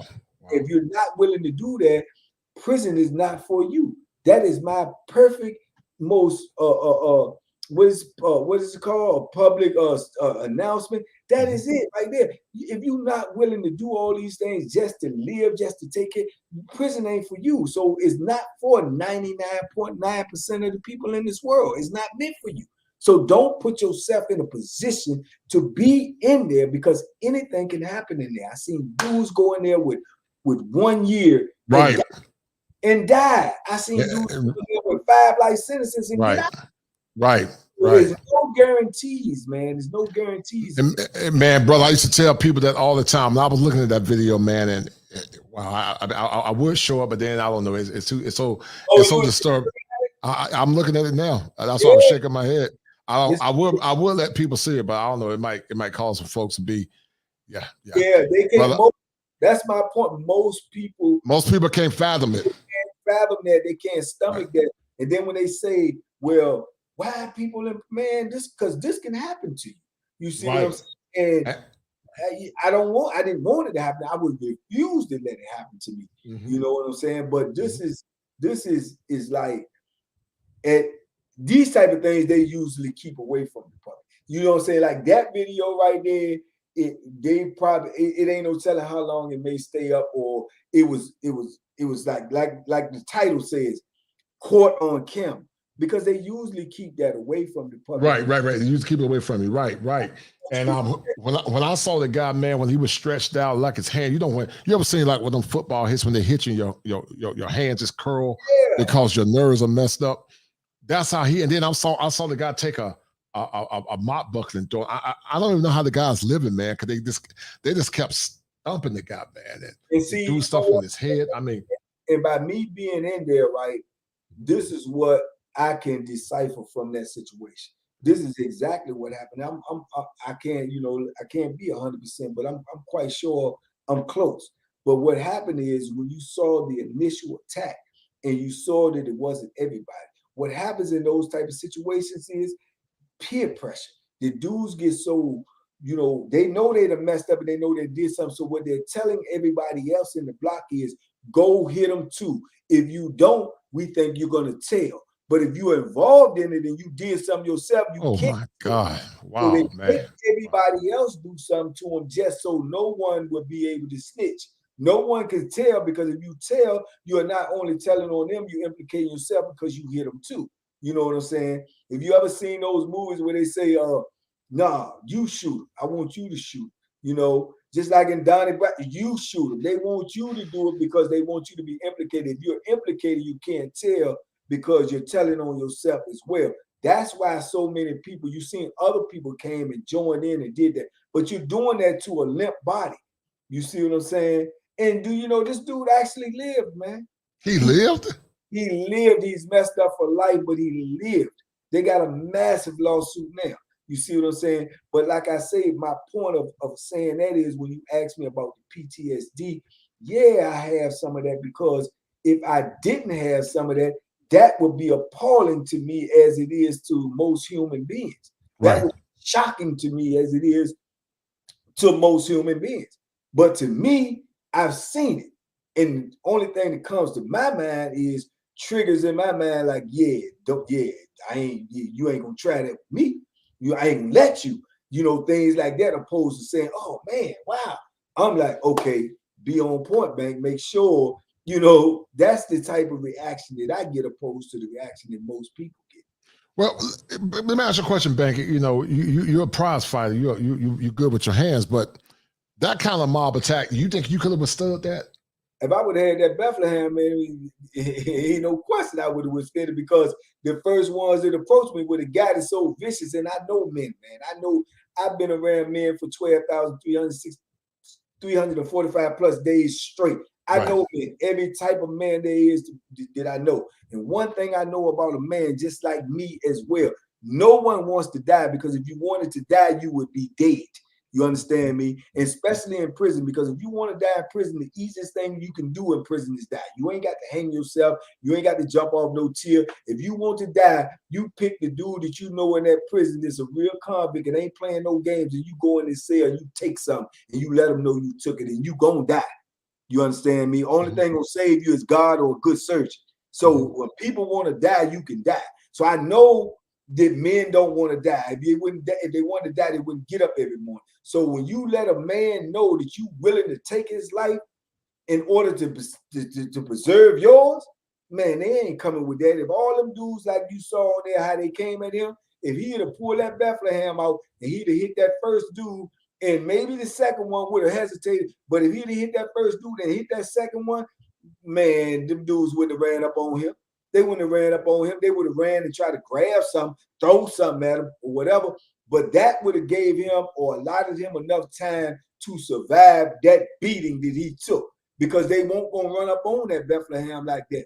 And this ain't Gladiator or movies or nothing. Even when dudes got it in their hand, and you got it in your hand, they still ain't trying to run up on you because they don't want to get it. You see what I'm saying? So that's the difference. That's the difference maker. That's the peacemaker, that Bethlehem. And if you stay scrapped and you stay ready, so you don't have to get ready, soon as they started approaching him, if you watch the beginning of the clip, when they started to approach him, he was like, trying to stand up, like, get away from me, like he's trying to fight. And they just charged him. You ain't charging that Bethlehem like I ain't never seen. I ain't seen nobody run up on that Bethlehem and you got it up in your hand and they know you ain't playing with it. Ain't nobody running up on that, man, because they know they gonna die. And if they do run up on it and you swing it like Excalibur and they know you not playing, all them ones behind them, they ain't running up on that, bro. No, sir. Yeah, no, man. Sir. Yeah, I've seen some stuff myself, but I'm trying to think if I've ever seen something that bad. I've seen some guys get messed up, but yeah, man, I don't think it. Yeah, I think all human beings got the ability to do some evil, but that's evil, man. Yeah, and see that's the fear. That's the fear that they instill in you, because they made them other dudes go get involved. They made them go. You can see them how they come so late, and dudes that really ain't want. They like, yeah, you better go do something too, or you next. You know what I'm saying? Because they scared they're gonna tell. So in order for you not to be able to tell, you're not gonna tell on yourself. You see what I'm saying? Even though you can say, oh, well, he made me do that, or he told me if I didn't. How many times that worked in the courtroom? That ain't gonna, you know what I'm saying? And them people already locked up, so they know that's not gonna work. So when they go do something, then they stuck as well. But all of them, every one of them was idiots. You was idiots because you should have known it was a camera in there and they gonna get all of you. You see what I'm saying? So it was to no avail. To no avail, man. And now they got extra time added to their life. Let me ask you a question, Banky. We talk about, as a therapist, I talk about something called healthy coping and negative coping. Healthy coping could be reading books, praying to God, writing your girlfriend. What you did was good, reading letters to keep you sane. But did you ever contemplate, and this loaded question, did you ever contemplate deleting yourself? And how did you sometimes cope in a negative way? Oh man, yeah. You can't do 33 years of incarceration, removed away from everything you love and everybody you love without contemplating, deleting yourself. You can't do that. It crossed my mind many times. Probably maybe once or twice where I was, seriously considering, because I felt like, that might be the best alternative for all, But, thank God those were, fleeting moments that passed. But yeah, man, you contemplate that. And I know a lot of dudes in there, man, that they ruined their lives, man, because of their situation, because they couldn't cope and they went to the dark side. They even turned into, drug addicts when they had no drug problem before they came in there, turned into a lot of things that they would not have been had they not been in that environment. You know what I'm saying? Because they tried to cope with the conditions and cope with their situation, that they turned to the dark side of things that, eventually took control of them. You see what I'm saying? So the essence of them was lost. I fought tooth and nail not to do any of that. I'm 55 years old. I never did drugs in my life. Good. I had so many opportunities in prison, and even considered in my mind, like, man, yeah, I just get high and get away from this, because people are always talking about getting high, so maybe that'll help get me away. But I always came down to the crucial moment and said to myself, well, that's not me. You know what I'm saying? That's not me. And if I start doing that, then who am I? Now I'm not me no more. And you got to know who you are. You got to be able to look in the mirror and know who you are. I never one day in 33 years looked in the mirror and not knew who I was. You know what I'm saying? I may not have liked where I was, but I always knew who I was. And I always knew that prison, it was not my destiny, and I didn't know how I would get out, when I would get out, but I believe that 100% that it was not my destiny to die in prison or just to be in prison until the end of my days. Right. Man, that's a testament of grace. I stand firm that your mom was praying for you. That's what I believe it was. And I'll stand on that. I believe, right. You had a praying mama. Because everybody don't have that, man. And man, I can't even fathom. Like I said, man, I did a total of 9 years, man, working with juveniles and inmates. 2 years with mental health corrections, man. And I had to get out of there because it was so stressful, man. And it was so dark. Prison is dark, man. When you see guys, the energy, the vibes they give off is dark. They're very dark. They're very demented. But let me ask you this question, man. We know you were a prize fighter. You grew up in the streets of DC. I grew up in DC. Have you ever been scared? Well, I know you have, but did you ever feel like you was going to lose your life to an inmate in a fight? Not in a fight. Have I ever been scared? Every time I was in altercation, I was scared. Anybody who tell you different, they telling a lie. Right. Every altercation I was in, I was scared. But that fear is what fueled me.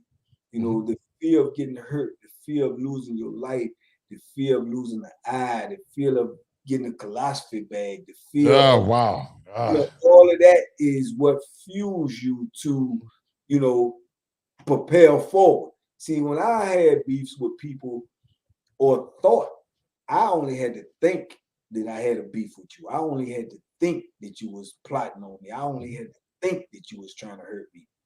I'm not going to wait for you to do that. I'm going to move, and I'm going to move emphatically because of that fear. You see what I'm saying? Fear will keep you alive in prison if used properly. You can be in fear and it can cripple you to do nothing. Right. But you could also be in fear and it can prepare you to do everything.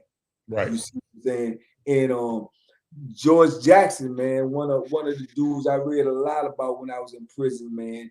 He had this statement that says, being meek sometimes can cross over into cowardness. You have to know the line, and it's all right to be humble, but sometimes humbleness turns into cowardness when it goes too far, And when you in prison, man, if you have any type of meekness or weakness, man, people will try to exploit it, and it's okay to be, to be, social, and it's okay to be, even killed, but you still have to toe that line and understand where you at, because people will take your kindness for weakness. Right. That's not just a cliche. That is realistic. It's realistic. Right. And, and prison is very predatorial. And when you talk about predatorial, you talk about a hierarchy. There's a hierarchy in prison, And that hierarchy, a lot of the time, keep things organized. But you said something that I talk with clients about all the time. And, Luke Skywalker is very powerful in Star Wars because, Obi-Wan Kenobi told Luke, he said, the dark side is easy. It doesn't take any discipline to join the dark side. It's easy. But the light side take discipline. Did you ever get tempted or did you ever go to the dark side? And how did you get out of it? Well, not dark, but it was times in there, man, that I gambled, man. I gambled excessively, man. I gambled excessively. I gambled every day for probably decades, man. And I knew that when I did that, I was even putting myself in even a more dangerous situation. Because there's never gambling in prison without violence. They go hand in hand. It's never gambling in prison without larceny. It goes hand in hand.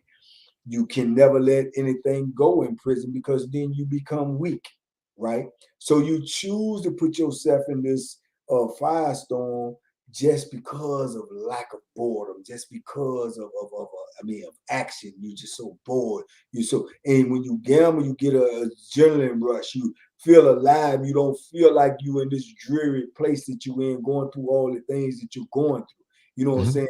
And so that is the dark side because you're putting yourself in more harm's way just to cope with what you're going through. I used to drink in there sometimes. They used to make the prison liquor and stuff. I drink sometimes, for years one time, and be mad when I couldn't get it.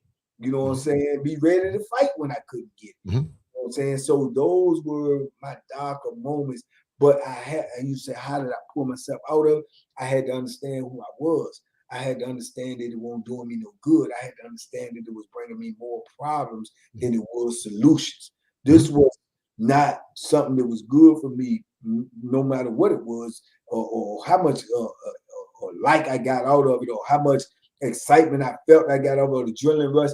I knew it wasn't good for me, and I knew that it was more detrimental than it was beneficial.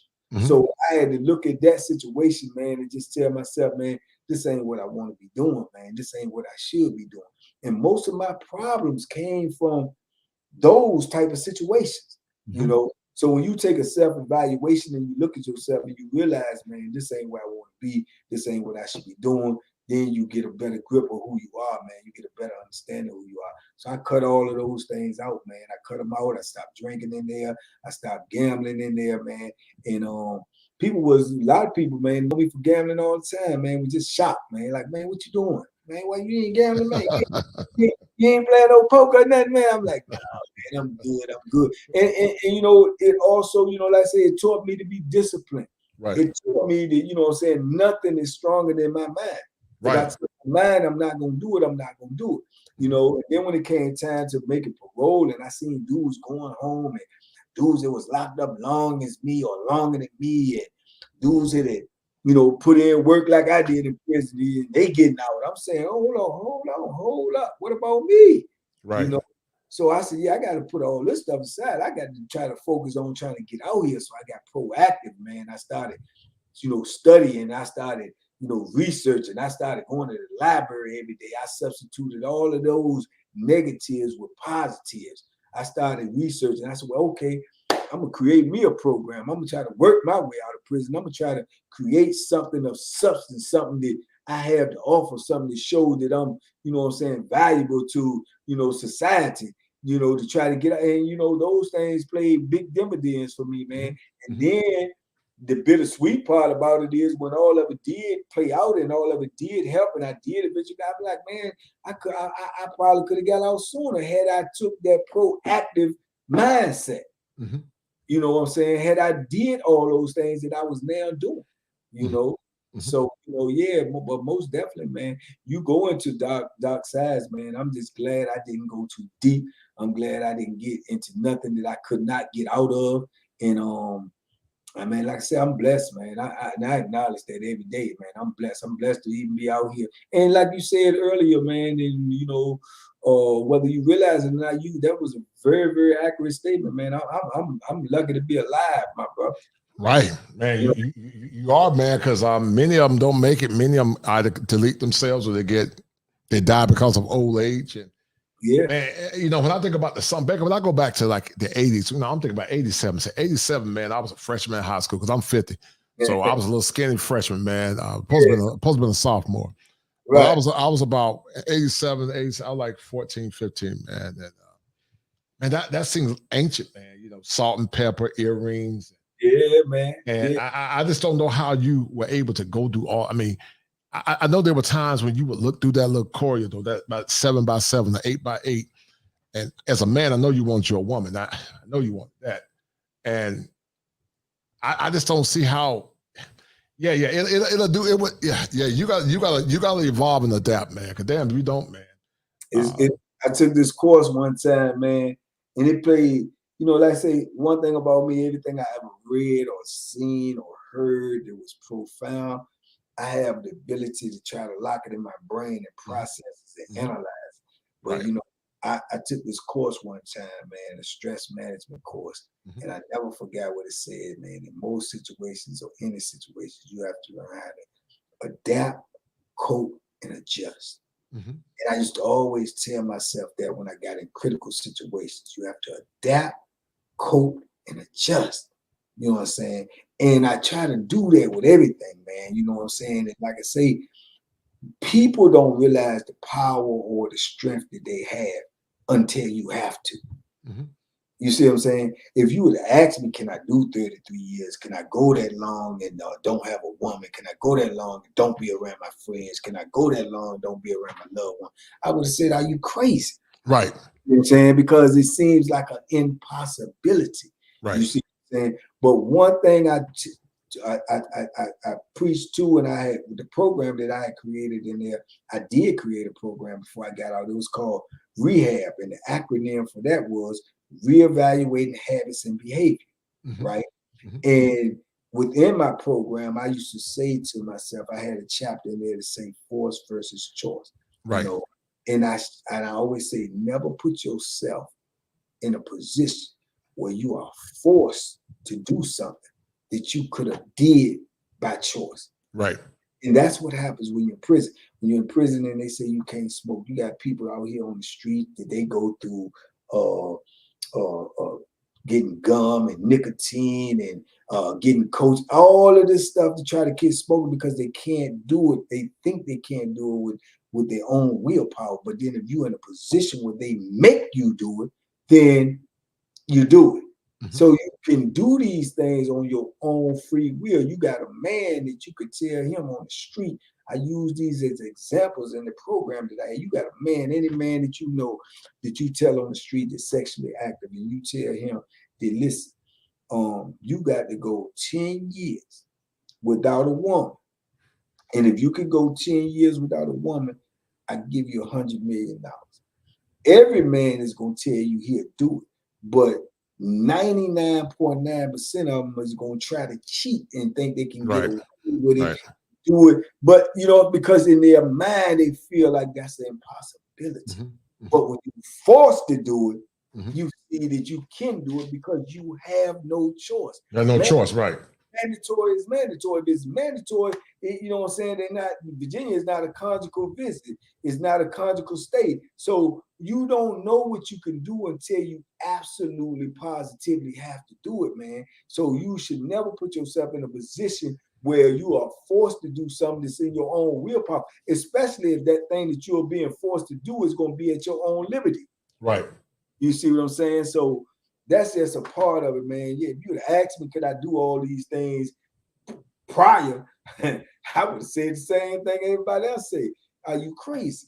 No, I can't do no 33 years now. It's impossible. I wasn't even 33 years old.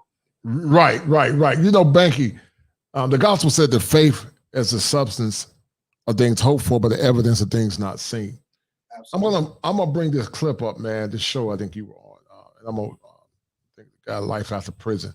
Hold tight, and this is fair use, so I'm gonna run. But you had it's a very powerful show, very profound too. Hold tight, and we're gonna look at it. Hold tight. In 1 minute. You got a bad. Step back. Hold tight. And then while I'm pulling this up, what does Bankology mean, man? Tell the audience what is Bankology. What does that mean? Bankology. What does Bankology mean? 101, man. Don't pretend to be who you do not intend to be. Mm-hmm. Be yourself. Be your authentic self, man. There's no need to fool nobody, man, or try to fool nobody, because two people in this world you'll never be able to fool. That's God and yourself. Mm-hmm. So don't pretend to be who you do not intend to be. That is Bankology 101. Feed the positive, starve the negative. Do what you have to do now so you can do what you want to do later on in life. All of those are Bankology, man. Those are words that I live by. Those are affirmations that I live by. And that's why I call it Bankology 101, because I live by them. I actually have two of them painted up on prison walls that I left for re-entry, man. They painted them up there, man, because I was a senior coordinator in the re-entry program, and I spoke to 80-something men every day. And I used to use these words, and they liked the words so much they actually got them painted on the walls inside the prison, and they are still there with my name from the bottom of them. Don't pretend to be who you don't intend to be, and do what you have to do now so you can do what you want to do later. Did you have a young woman, Banky, holding you down in prison? Did you have a girlfriend or anybody holding you down, man?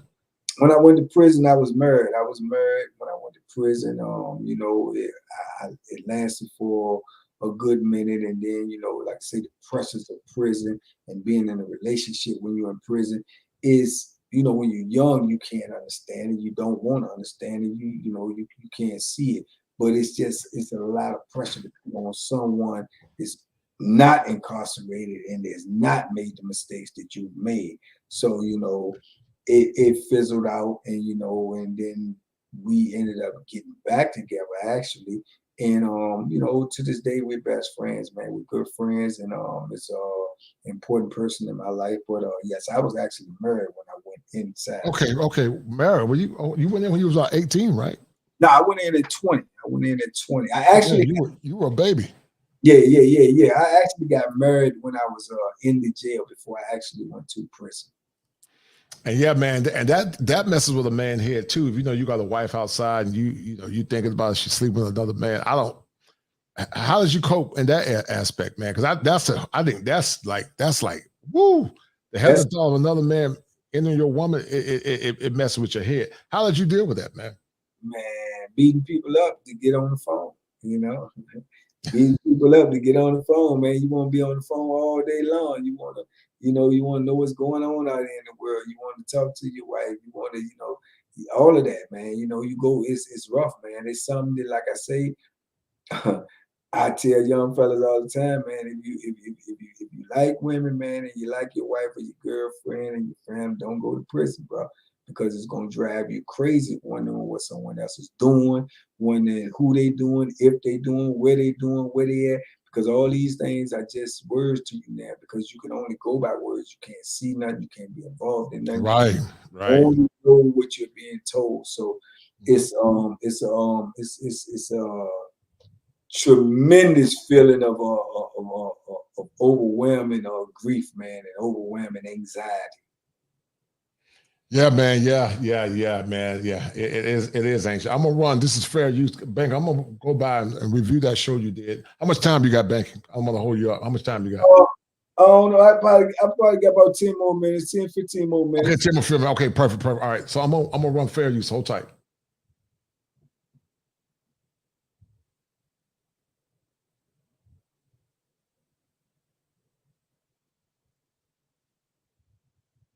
All right, so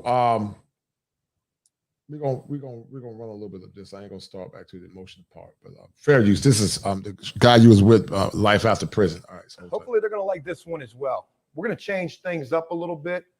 We've done a Q&A with you. We've heard quite a bit of, what your prison time has been like, serving the 33 years that you've served. Right. But now we're gonna give people a little deeper sense of your prison time, and you're about to share with us some pictures from throughout these 33 years that you spent in prison. Oh, absolutely. Yeah. During the time I spent in prison, man, I accumulated a whole lot of pictures and each one of them, you know, brings a different feeling to me because I can look at the picture and I can just remember a moment, or I can remember that time when I took the picture. So yeah, I got tons of pictures, and each one of them, I just can vividly remember them when I look at them. I could just pick one up and look at it, and I can go back to that time, that moment in time, and it'll bring me something. Banky, what the pictures mean to you, and how did pictures help you cope in a positive way? Real quick. Man, pictures meant everything, man. That's how you live, man, vicariously through the pictures, man, because you're not out here. You know everything that's going on out here. You're wondering about. You're questioning. You're thinking about. You know, you have anxiety about. So when you get pictures, man, and then you look at them and you come up with your own concept of what they was doing, where they was at, how they was feeling, what they was wearing, how they was dressed, how big their smile was. You think about all of those things just by looking at a picture, man. Then you can't wait to talk to the person so they can explain the picture. And pictures meant everything, man. I had literally, man, I had thousands and thousands of pictures, man. Probably had over 10,000 pictures. Mm-hmm. You know? I used to request pictures because I love pictures. Right, no doubt. Yeah, I do too. Hold tight. Let me finish playing this. Hold tight. Play some up in there because some type of memory, good, bad, or indifferent. You know. So yeah, I got tons of them. You know, how important is it to have pictures while serving time? Oh, I think it's very important, man, because it keeps you grounded. Because when you're doing time and you're going through the things you're going through in there, you could be going through so many different ups and downs of emotion. You know, you could feel this way one day, man, on a total high, and tomorrow you could be in the dumps. And you can just go look at your pictures when you can't talk to nobody, and you could just remember that you got people who love you, that you got people who care about you, that you got people who out there waiting for you. So that could be enough to change your whole spirit. That could be enough to change your whole circumstances. So pictures is important, man. To me, they're very important. Well, you've got a few pictures here today that you're going to share with us. Yeah. And I'd like to consider this video a part one to a potential follow-up, and maybe even a few different picture videos that we could do from your time in prison. But with all of that being mentioned, you know, I would like to go into this, and let's start with, you know, the first picture that you're going to share with us. Oh, okay. First picture I'm going to share with y'all, man, is a picture I look at, and it's a picture of my nephew. And the reason why this picture, I bring this up, is because, you know, now me being out here and I'm around my nephew, I can remember this picture right here. This picture was like in 2005. I used to put dates on all my pictures, or either write something at the bottom of my picture to remember that day or remember what happened that day. And and this picture right here, man, he's so little, and I'm leaning down and I'm holding him, and he's like, what's going through your head in that picture, brother? Yeah, I just remember, man, him being so little and so shy and everything. And then, you know, me, you know, seeing him, you know, periodically, and then, you know, he came to see me like right before I made parole, and man, he's so big and tall, and hair so big, and it's just a transformation, man, from seeing people when they're kids, man, and just being born. He wasn't even born when I went in there, you know what I'm saying? So just to see that transformation, and when I got out here, man, just to see how he embraced me and the love, and I just look back at those pictures and I reflect, man, I remember when he was a little bitty fella, man, you know what I'm saying? So yeah, those type of pictures, man, I still got all my pictures, man. I keep them all. It sounds like pictures kept you grounded too, man. We call it positive coping. So hold tight and hold tight. About 5 more minutes, and then we're gonna. I gotta ask you about solutions. He's just like a little kid. I could pick him up with one hand, and I think about that now when I'm around him, and I remember what that felt like, you know. And to see him now, to see him as a young grown man, you know, it's just a different type of emotions. And I think back to this picture, and I showed him this picture. I showed him these things. And what's so crazy about that is they super young and they don't even remember these things, but I remember them, you know. And they had less time to remember them than me, so it seemed like it should be more fresh on their brain. But I remember all these things, and I think about that picture, which brings me to this picture, this is in 2005. And where were you at in I that was picture? in this in 2005. I was on Greensville, and you know, my sister tried to bring him up there to see me as much as she could. So, you know, I used to see a lot of my nieces and nephews and stuff when I was in there. And I appreciated that, you know, that my sisters and them took time to bring them to me, to keep me, to be inclusive in their life, even though I was in the situation that I was in. So that meant a lot to me because that helped them grow up with me. So now that I'm out here and I actually live with two of my nieces, and, you know, I see my nephew almost all the time. So when I'm around them, it's easy for them to adapt to me because they more or less knew me from the time they was young until the time they are now, like young adults. So that was a beautiful thing. And I appreciate my sisters them for loving me that much to have me in their life. So that meant a lot to me. But this is like 2005 with my nephew, man. And this is 2016 with my nephew, you know, just a couple of years before I just got out just now. And he's just taller than me, you know. And like I said, in that picture right there, I'm leaning over holding him. He probably weighed 40 pounds. It's 2016. He's taller than me. You know what I'm saying? So that's just the difference you go through in prison, and you see these drastic changes and stuff. And then if you don't see a child for a couple of years, you know, they can go from here to way up here. So it's just amazing transition to see things like this. And I use pictures like these to keep me grounded, to keep me, you know what I'm saying, understanding like what life is really all about.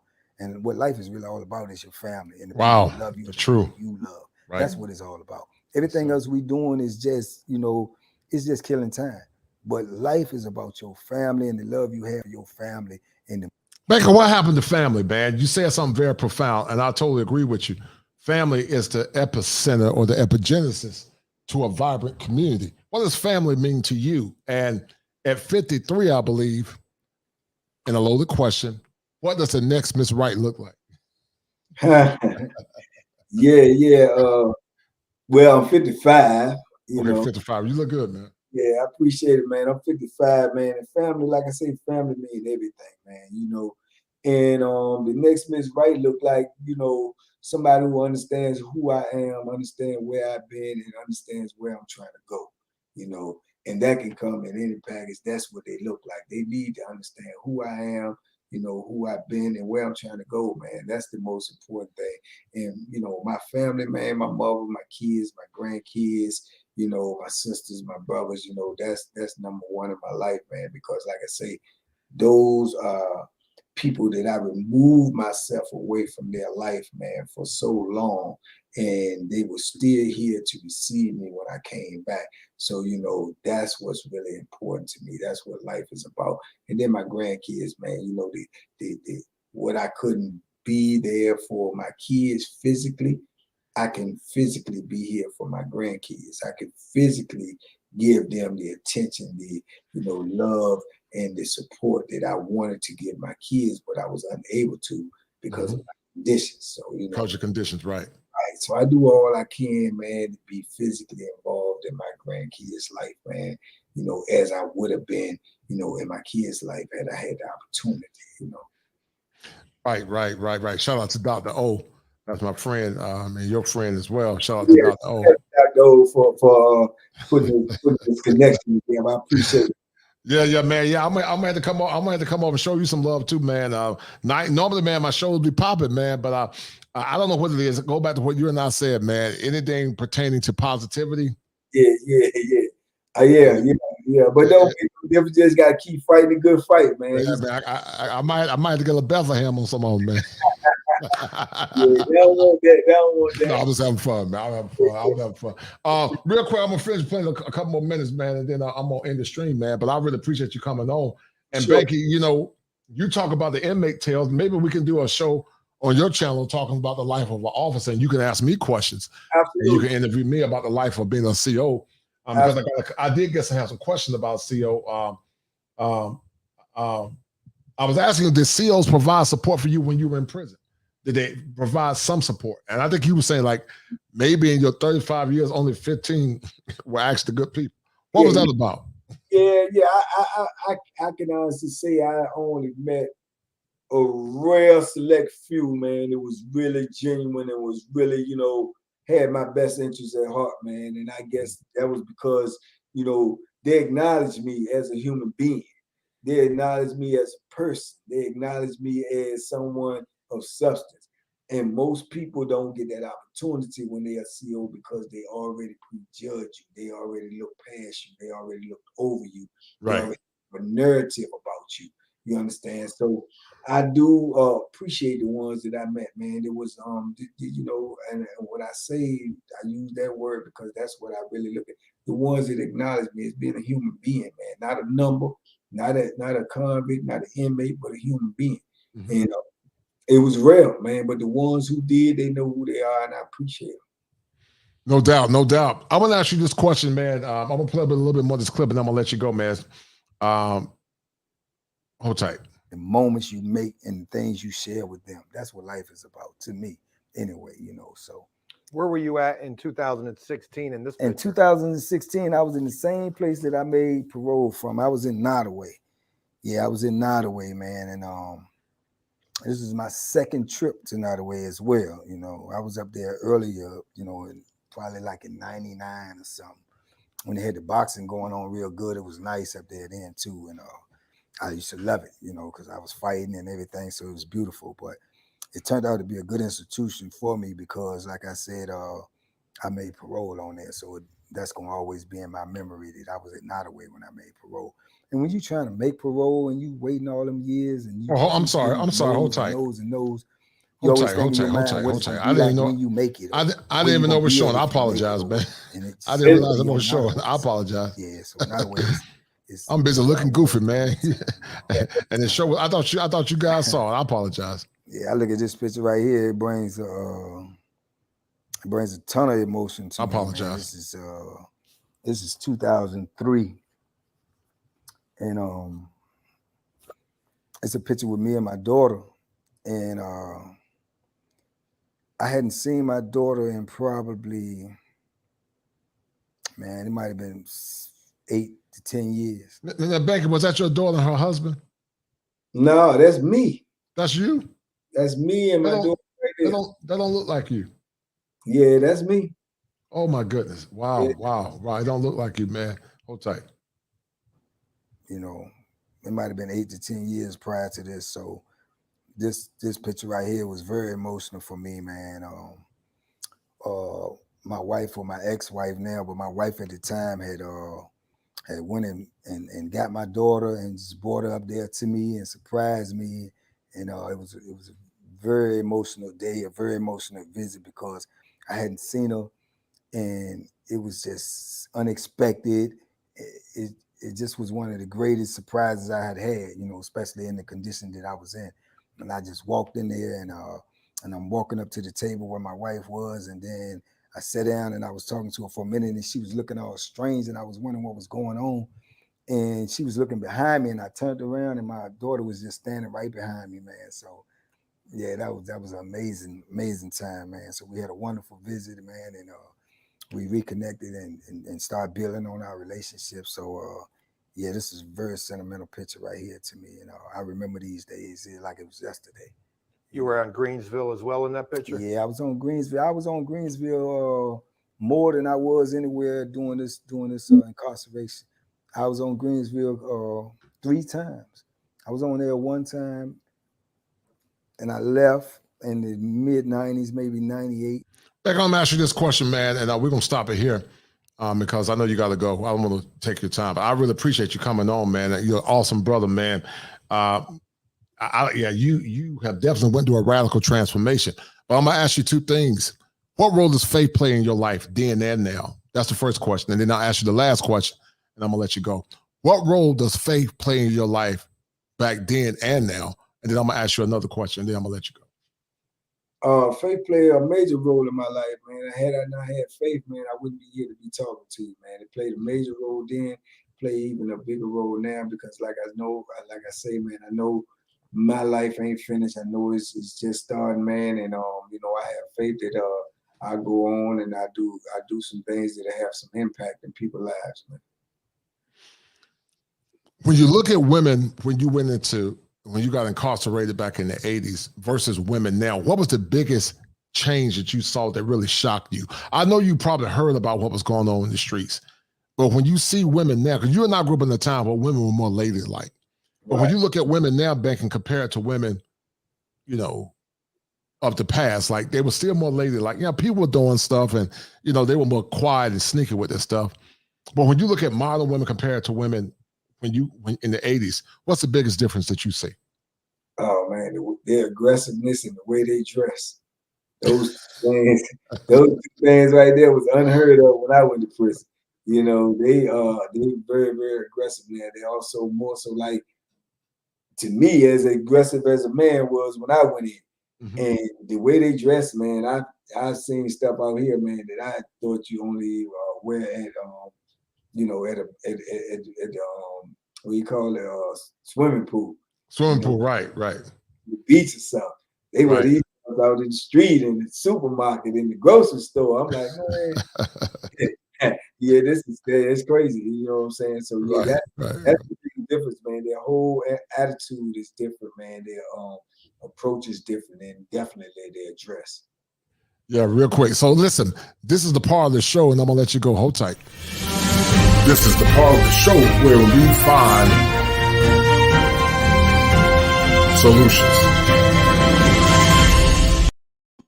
All right, in less than 5 minutes, Banky, what are the solutions moving forward, starting with your number one? What are the solutions moving forward, something we can do as men to reduce the current epidemics that's going on, not only with our men, but also with our families? And we realize some of it's part of the government, but in less than 5 minutes. I think one of the solutions, and the main solution has always been the solution, is communication, man. I think communication. You can't get nothing done without communication. If you don't have communication, everything else is lost. And that's the problem right there, is a disconnect. It's like I say, it's what you know and what you don't know. Information is the key. Philosophy was, started by information. People sitting there and exchanging information and ideas and ideologies and coming up with answers and solutions. If you can't have a conversation with the person is on this side of the fence and you on this side of the fence, but both of y'all got this problem, but y'all don't even talk about it, how can any solutions be met? Mm-hmm. So I believe conversation is always the key, man. Communication. I think we need to talk more to each other, instead of at each other. And I think we need to sit down, man, and sometime have a meeting of the minds, man, and try to come up with some solutions to make everything better. And especially, like I say, in our community and our culture, man, we need to start talking to each other, stop talking about each other, because that seems to be the main thing that everybody want to talk about somebody else. Everybody want to down somebody else. We need to uplift brothers, man, and stop pulling them down, man. We need to salute brothers and stop talking about brothers and stop looking for the bad in the brother. Start looking for the good in the brother. You know what I'm saying? That's why I always say feed the positive, stop the negative, man. If you come on my platform, you got any negativity, man, I just kindly delete you. I don't argue, I don't debate, I don't do nothing. You come on there with a foolish comment, I just delete you, brother, and then you just out of the loop, man, because if you don't want this good positive energy, man, that's something wrong with you. There ain't nothing wrong. Right. You know what? I tell my clients, something funny you say that. I always tell my clients in deep breathing, inhale the good, exhale the bad. You inhale the good, you exhale the bad, because that's the part, we already live in a very dark and turbulent world. And we don't need any more negativity, man. And like I said, man, you're an awesome brother, man. Your vibes are positive. I always have good conversation with Libra brothers, man. I don't know what it is, man. That air and fire, man. But man, once again, man, I'm gonna let you go, man. And I really appreciate it, man. Let me know whenever you want me to come on and do a tale between the officer and the warrior, man. And we're gonna take care of that. All right, man. All right. Well, listen, guys, we're gonna sign off, man. It's been a short one, but I wish we had had more people on the stream, but sad, unfortunately, it didn't happen. But I thought what you talked about, man, was powerful, and maybe I can go back and take this show and chop it up a little bit and do a premiere, because you had some good nuggets in this show, man. Something that some of these young men can use so they don't go through that negative maze that many go through. Because you're right, your worst day in this present world is not worse than your worst day in prison. Prison life, guys, is hard and it's very stressful, man. So once again, Banky, I love you and respect you, brother. You're an awesome brother, man. Very kind, man. You got a big heart, man. You're a very kind brother. And it's rare to find content creators like yourself, because, in these spaces now, man, if your channel is not as big, some guys want to come on. Yeah, no doubt. I'm a man of my word. I told you I was coming. Time. Shout out to Dr. O, and I appreciate her as well, man. But I would most definitely end up getting you on my platform as well, brother, so we can have that dynamic. No doubt, no doubt. Well, we're about to sign off, guys. And once again, go subscribe to Banky Pound to the 15. I mean, most of you guys, man, probably already subscribed. But yeah, man, I was hoping we could have got up to like 100 tonight, 150. But it is what it is, man. They gonna come watch the stream. I tell my people to go see it. If they miss it, they need to go over there and check it out. Well, what I'll do, I'll take the stream, Banky, and put it in your community if that's okay with you. Is that okay? Of course. I'll put it in your community. All right, no doubt. Well, we're going to sign off, guys, and go subscribe to Banky Pounds. And, guys, you be well. And, Banky, brother, once again, thank you for everything. And, brother, we will do this again. Hold tight. Let me sign off. All right. Be good. Are you a victim of brokenness and despair? A broken man is a hopeless man. And a hopeless man is a very dangerous man. Many times, many of you young men that are listening come from homes that are very toxic and very dysfunctional.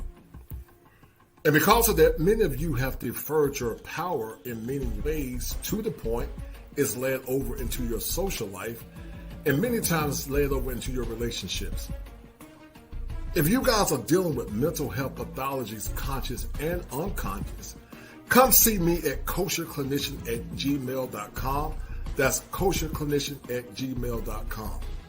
It's important that you deal with your mental health in order to be a better person for yourself, your loved ones, and also your community. But because mental health is often stigmatized, many of you often suffer in silence. Don't be a victim in silence. And see me once again at kosherclinician@gmail.com. And I need you guys to remember this. If it ain't 7, it ain't kosher. If it ain't kosher, it ain't right. There are 7 steps that a man must go through in order to become an optimized male. And male mental health is one of those elements that's paramount to the functioning of a man. Be well.